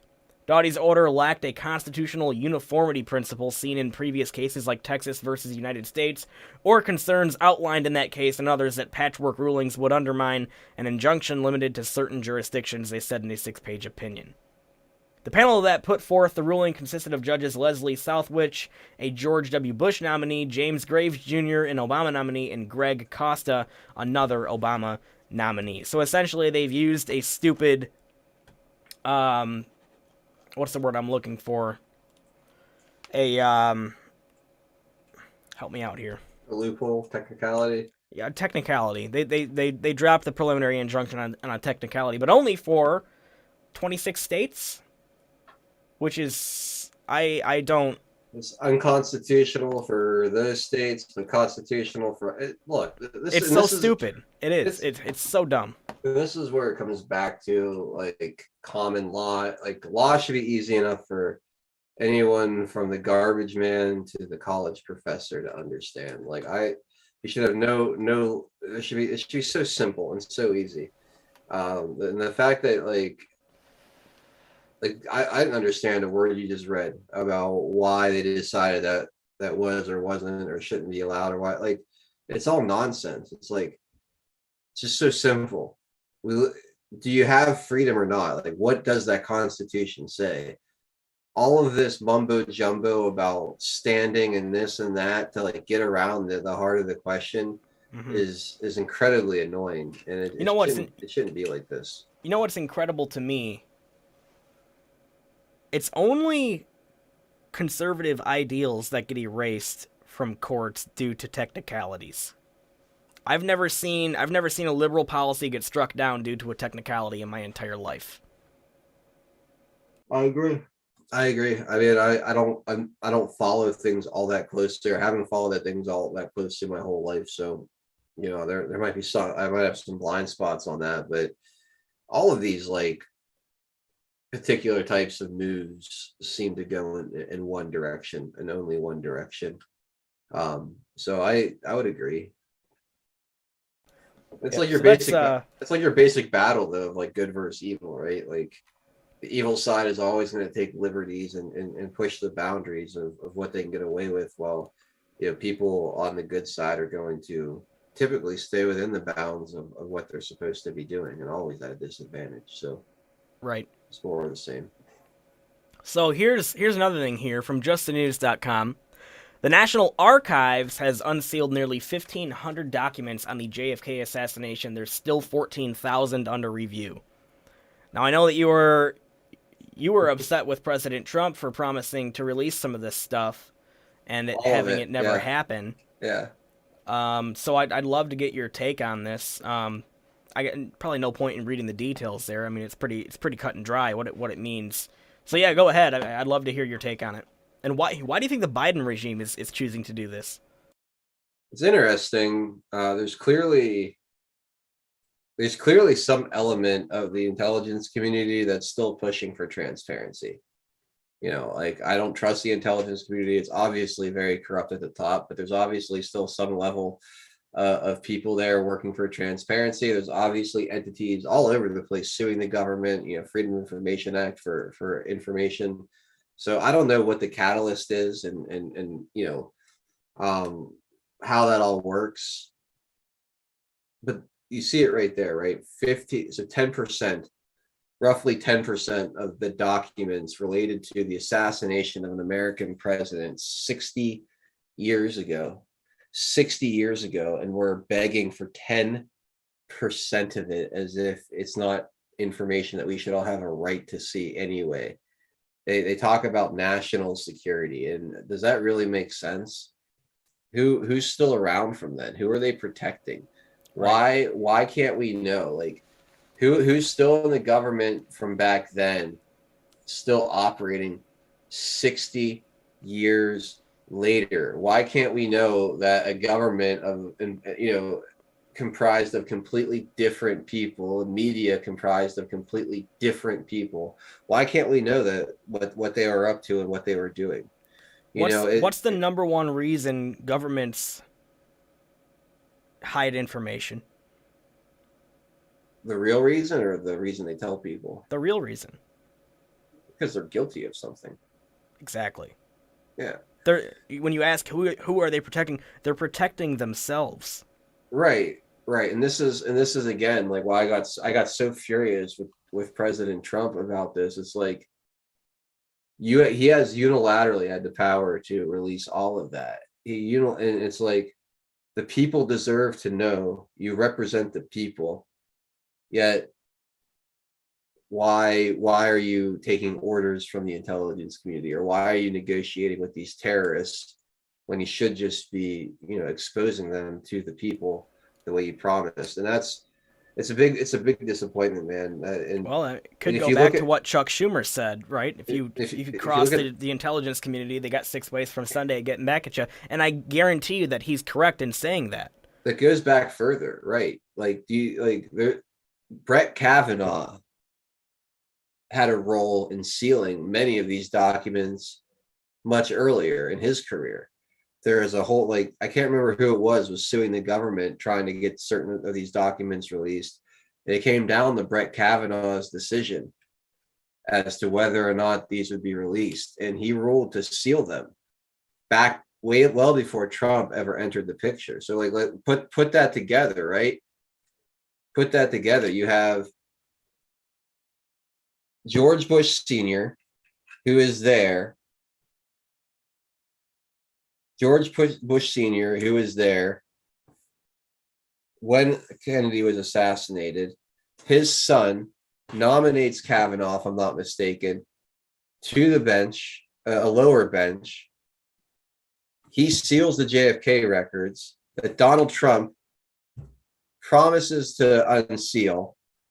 All of a sudden, he changes his mind at the 0 hour and then nominates the guy who sealed them to begin with to the Supreme Court. And then there's this weird thing about with Christine Blasey Ford, total clown show, which completely takes the entire conversation away from who this guy actually is. And all of a sudden, there's Brett Kavanaugh, the highest court in the land. And we all cheered him on like crazy to get there. Like, you got to question, what the fuck are we watching right now? You know, you really, and how, and again, that's why I've always kind of left some room for doubt in my mind about Donald Trump, President Trump. You know, and I've always been willing to question and play devil's advocate on all these things, because if you see that, Brett Kavanaugh is a very interesting person to kind of follow his career and what he did leading up to all of this. So it's like, okay, why did Trump nominate this guy? If one of the things he wanted to do was get the truth out about JFK, changed his mind and nominates the guy who originally sealed a lot of this shit to the highest court. Fucking weird. Yeah, that's on a list of questions that I would love to be able to ask President Trump to his face. I mean, literally, I would love to have I would sit down and have a conversation with President Trump, and I'd have a lot of questions to ask him, and that would definitely be on the roster. Yeah. Yeah. Laura Wise says Trump, I believe he knew he needed more people to wake up. The media would have spun it. I don't think the media could have spun the JFK thing. I think that's too big of a thing. Like, it's like a cult, like a cultural icon thing. And I don't think they could have spun the heart. Like, if the documents showed that, you know, the media and their role in covering it up, and that the whole thing was a total fabrication, the way they told the story. I mean, look, it would have, the media is going to tell you that they're going to spin about how the media, I mean, it's like, come on, you know, it's like, well, give me a break. Who's going to buy anything? I think that more people out there secretly believe the theories about 9/11 and JFK than the media would have you believe. There's a lot of people out there that they won't talk to you about it. They won't admit in public that they believe that 9/11 was an inside job, that JFK's assassination was an inside job. But truly, deep down, they believe it. I guarantee you that's more than half the population. But probably only about 10% of those people are willing to publicly admit it. I agree. Because they don't want to be seen as a crazy conspiracy theorist. Yeah, I guarantee you there's a lot of closet, you know. Mm-hmm. There's a question out there for me. Not My President was asking, what do you think of Judge Jeanine as DJT's pick for VP, or even a run for the presidency herself? No. I have no intention of ever supporting a Fox News host to hold public office. I agree with a lot of what Judge Jeanine says, but I'm not. No. Yeah, I'm right there with you. Girl says, easy. This is weird to say, but I felt Blasey Ford was Kavanaugh in drag the day of the hearing. I've heard other people put that theory out there too. Can we get a side by side of Kavanaugh and Christine Blasey Ford on the screen? I think. Well, let's see if we can find a good side by side of Kavanaugh. Hold on. Let's see if I can find a good one. Let's see if there's anything to this theory. Let's see. I don't think so. I don't think so either. But I'm in a fun mood today. What can I say?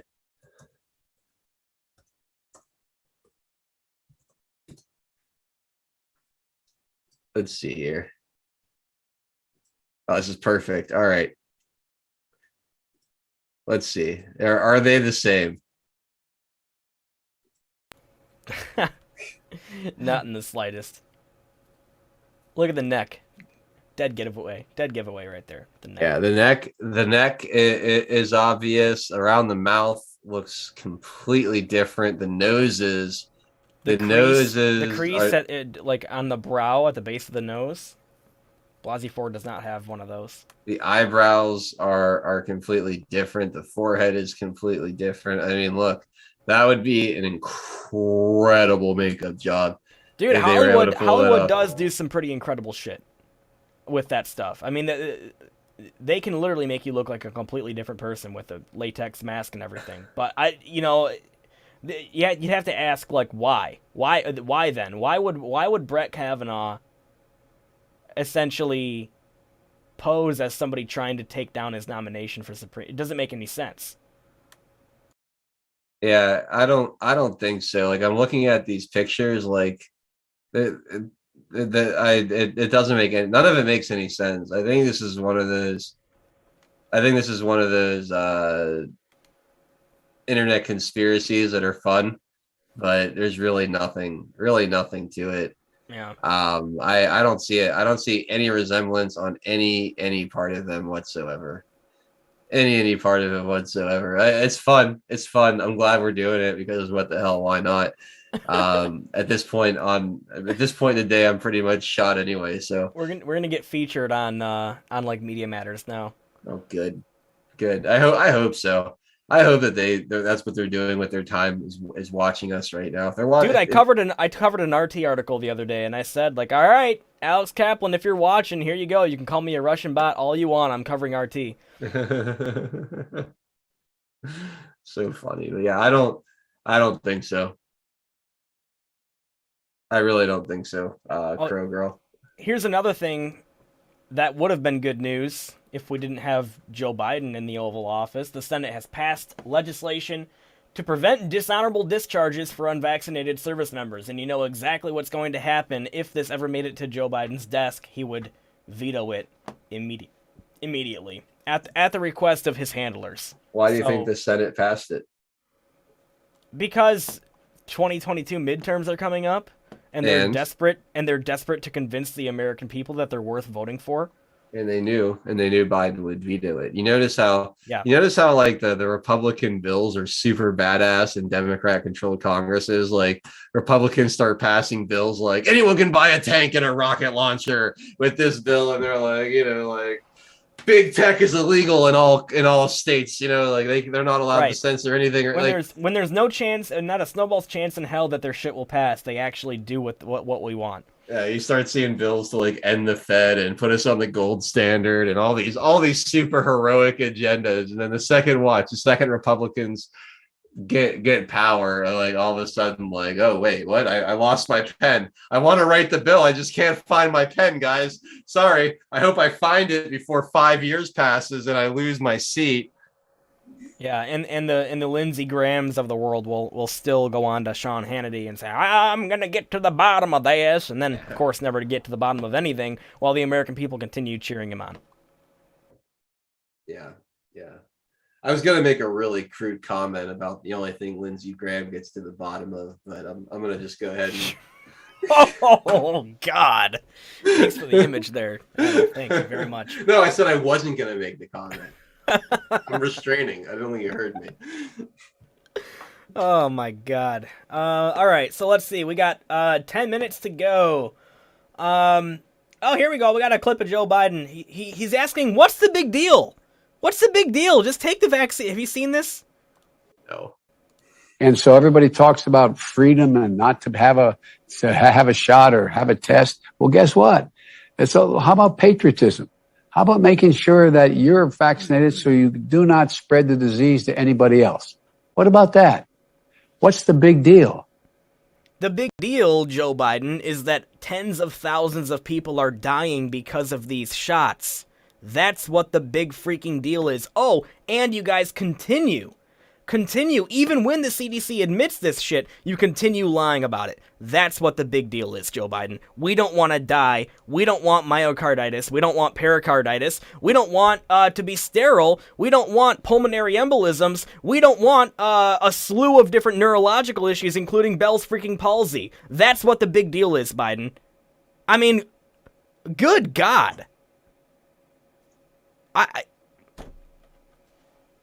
You go. I mean, I think you said it all. It's insane. It's absolutely insane. And it's funny, Pixels.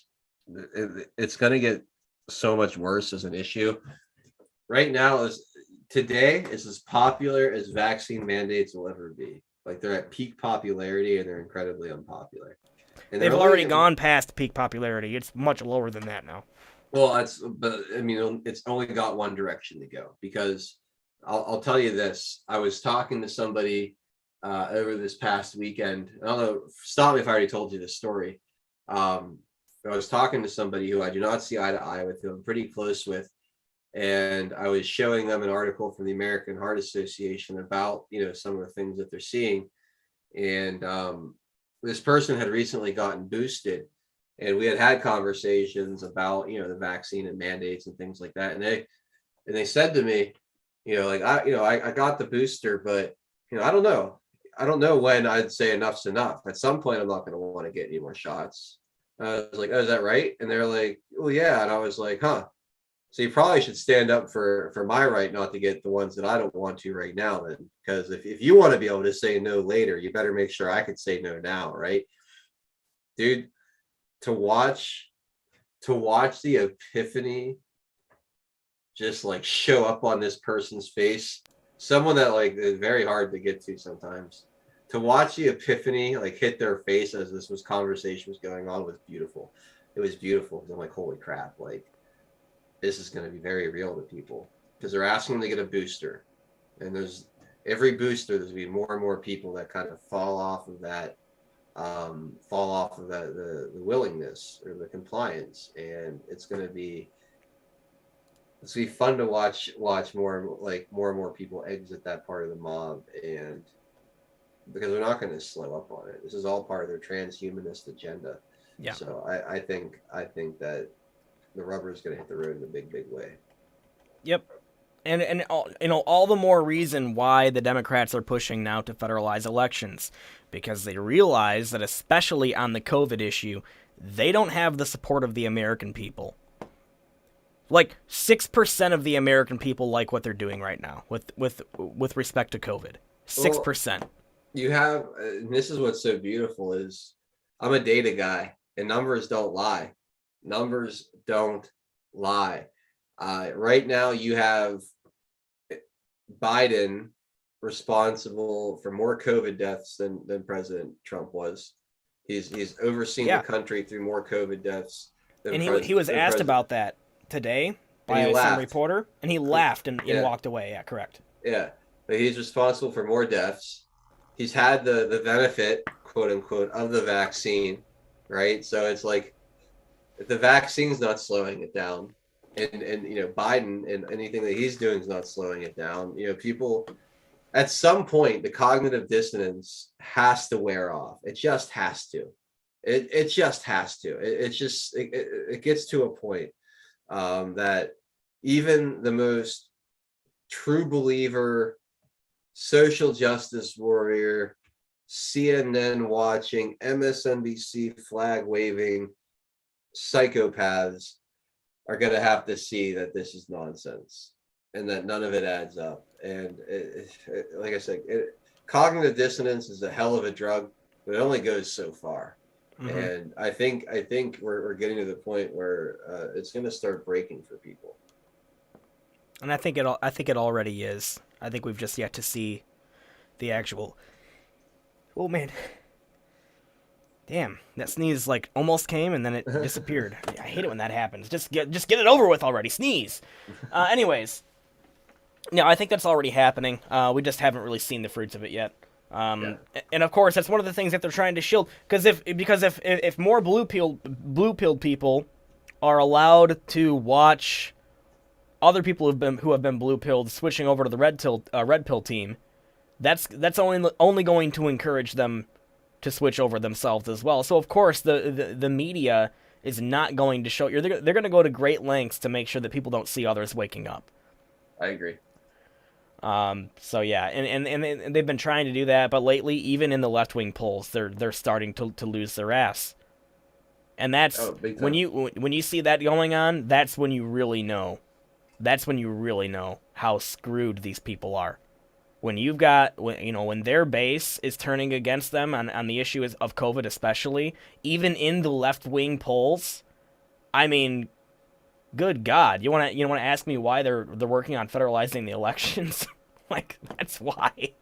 Well, it's interesting too, because not only do people not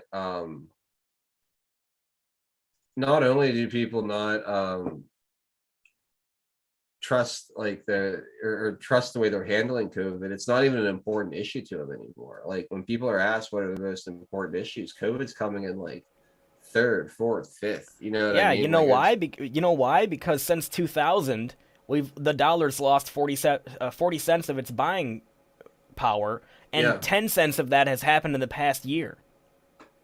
Yeah. So so now the American people are essentially being forced by the circumstances to start caring about the issues that freaking matter. It's about damn time. Yep.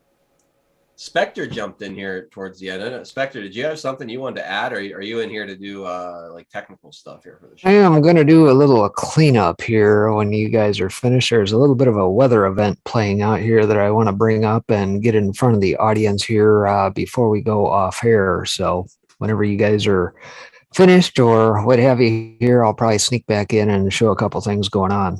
Can I ask you real quick what you make of the sudden pivot in Democrat priorities? That's how we open the show. It's my big thing of the day is, it was build back better, build back better, build back better. Only thing that mattered for a couple of months, especially the last few weeks leading up to today. This morning, the Democrats wake up, build back better's in the wood chipper. Now it's all about election integrity. Seems to me like it's erratic and crazy. I think it's a signal beyond just a shift in strategy, but I think it signals to something more significant going on in the background. But I don't know. Maybe I'm just grasping at straws. Do you read into that at all, or do you make anything of that at all, or I don't know. Yes, I would say from my loose following of it is that they just don't have the votes. I think that Senator Manchin has probably thrown up enough of a roadblock to probably put a wrench in things, and they know that they're not going to be able to get it done this year. I think if you go back here within the last few days of Joe saying, even if we don't get it now, we're going to keep trying, and we're going to keep trying. And then that's where we saw him accuse the QAnoners and all this other stuff and try and scapegoat them and say, well, they're the reason why I can't get stuff done. It's all BS, of course. They've got dissension in their own ranks. And, Cinema is part of that. I think Manchin is part of that. I don't know how many other players. There might be some others in that more centrist, I guess, Dems and that are looking at this thing saying, we're kind of getting a little bit skittish here. And perhaps maybe they realize that if they're looking maybe at some internal polls or things of that nature, these guys are going to get railroaded come 2022 if they stick to this garbage. Yeah, no, good. That's a good breakdown, Spectre. Appreciate your thoughts on that, man. It's been driving me crazy all freaking day. Oh, don't sweat it. I don't read too much into it. What's going to happen is what's going to happen. But, man, the garbage that they're throwing into this is just unbelievable. And, it's not to say that all this stuff can't be undone either. If, we talked briefly a little bit about Devolution Part 14 that just come out, whether or not you tend to believe that is in play or not. Just I don't know. I don't sweat it too much at this point. I see it all as noise. Follow the signal. I think that's the main thing here, and the signal being watch the money, watch what the Federal Reserve is doing, watch what the central banksters are doing at the end of the day, and I think you'll be able to see things very clearly. Right on, Spectre. Thanks, buddy. I appreciate the insight, man. There you go. Yeah, very cool. Pixels, we're at 7:00, man. I didn't mean to jump all over the end of the show if you had anything else planned. That's good. All right, well, good. You want to take us home, bud? Sure. So tomorrow is Thursday. I'll be on my channel for the breakdown at 6:30 p.m. Eastern Time. That's all I got to plug right now. And then, of course, Adel, go ahead and plug your stuff. Yeah, tomorrow is always a lot of fun. Thursdays are always a lot of fun on WTPI. So we'll be going live with Dilly and Frank at 4 p.m. Eastern Time for Taking It Back.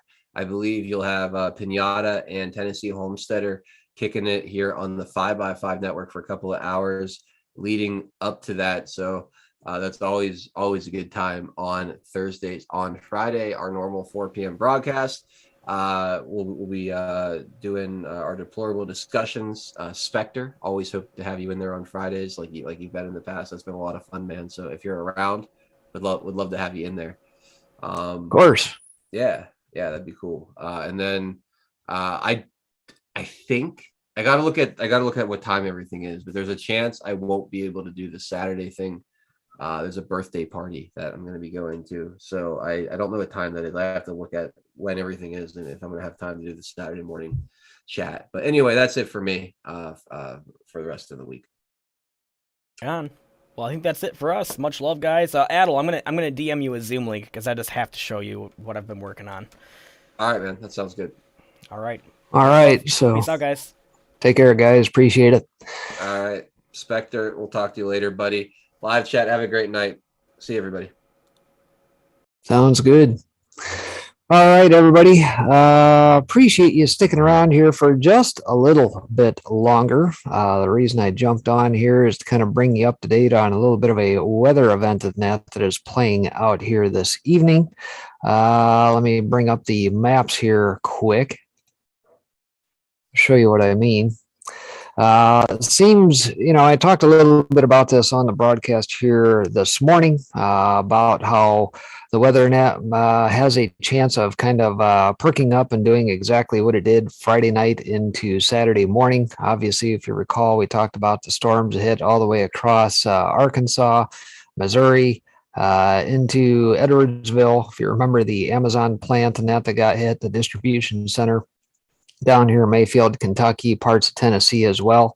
Tonight, this band of storms right here, this map is refreshed as of about 10 minutes ago, is pushing across here, and looks like right now a lot of wind is packing in ahead of this guy. As soon as I got off the air here just a little bit ago, the wind had definitely picked up here where I'm at, kind of right dead center of the state here, and looks like we may see some very interesting weather overnight here. And of course, this guy here is doing a bang up job. If you follow him, the guy's name, Ryan Hall, y'all, has been doing a fantastic job of covering this stuff, albeit he's had some problems switching between Doppler stations here and that here tonight, getting the radar net out there, but actually has a spotter's net on the ground. He's already watching in the background here while the guys were finishing up. There's been some reports of some tornadoes that have already hit, some structures net that are down across some highways, things of that nature, and they've got some storm chasers net hitting through. So if you get an opportunity, follow this guy here this evening. I'm going to drop the link in chat. You guys can follow here this evening. I'm not going to sit and follow him for as long as he was on.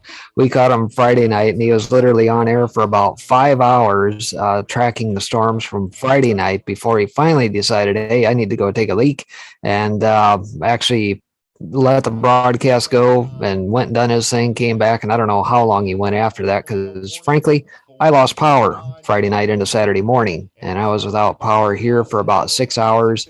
The wraparound winds and that hit where I was at from that particular storm system, so it's no idea whether or not I'll have that level of stuff play out here in my location, Central Illinois, here this evening.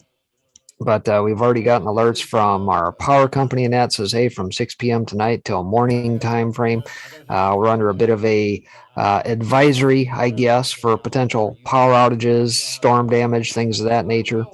But right now, he's been tracking a lot of this stuff coming across Nebraska into the western part of Iowa, and there have been a number of storms now that have already touched down.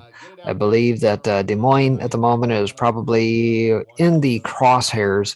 So obviously, pay attention to this guy this evening. I'm going to drop the link there once again if you missed it. Let's see here. Apologize to you guys over on the Foxhole side, as I'm not logged in under 5x5 to be able to drop that. So if by chance you get the opportunity, head over to Twitch, head over to DLive, head over to YouTube on the channel. You can grab the link, follow this guy, or just look for Ryan Hall, y'all, on YouTube. The guy has literally picked up, I don't know how many subscribers since Friday night when all this stuff took place, probably about 150,000, something like that. And so, yeah, just a little bit of a heads up for you here this evening. Looks like perhaps across Minnesota, Wisconsin, northern half of Illinois, I don't know how far this is going to push this evening, if indeed it will make its way to Indiana, Ohio River Valley, and that area, southern part of Michigan. All that's in the crosshairs for the evening. But I will say it has been extremely warm here today. Again, kind of looking at the map here real quick. Temperature wise, you can kind of see here on the map just how warm we are ahead of this front. All the way up toward Des Moines, they're still pushing late 60s, upper 60s here at this part of the evening. This now the 15th day of December. So obviously we're unseasonably warm. Kind of see the weather pattern or the wind patterns net kind of blowing up in front of it. And then of course we got this cold packing and that in behind there, obviously causing quite a disturbance all in this area and will likely push through here. So keep your eyes on the weather here this evening. The tornado is coming at nighttime is the absolute worst time, obviously, to have these sort of events take place. You can't see them. Just have to pay attention to your wind speed. If you lose power in it, make sure you've got a weather band, radio, that sort of thing on hand. If you don't, go try and pick one up, have extra batteries, all that good stuff in hand just in case.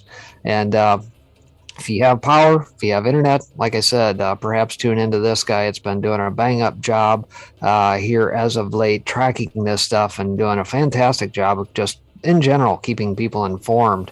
Not affiliated with any station that we can see, just an independent guy, kind of like what we do here. And yeah, so there's that. So head on a swivel tonight, folks, if you're a part of the audience in the Iowa, Illinois, probably southern part of Minnesota, Wisconsin, Michigan, Indiana, Ohio River Valleys, that sort of area.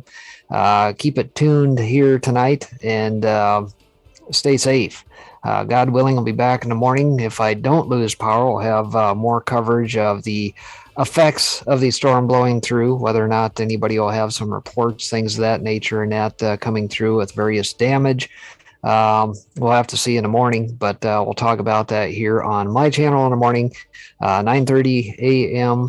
Eastern time, right here on Foxhole, DLive, on Twitch, on YouTube, all the usual places in that you can find me. So that being said, that's going to do it for the broadcast here today. Appreciate you guys tuning in as always for a 5x5 Wednesday lineup, and we'll see you all back here real soon. Take care. God bless everybody. Share the stream while I was gone.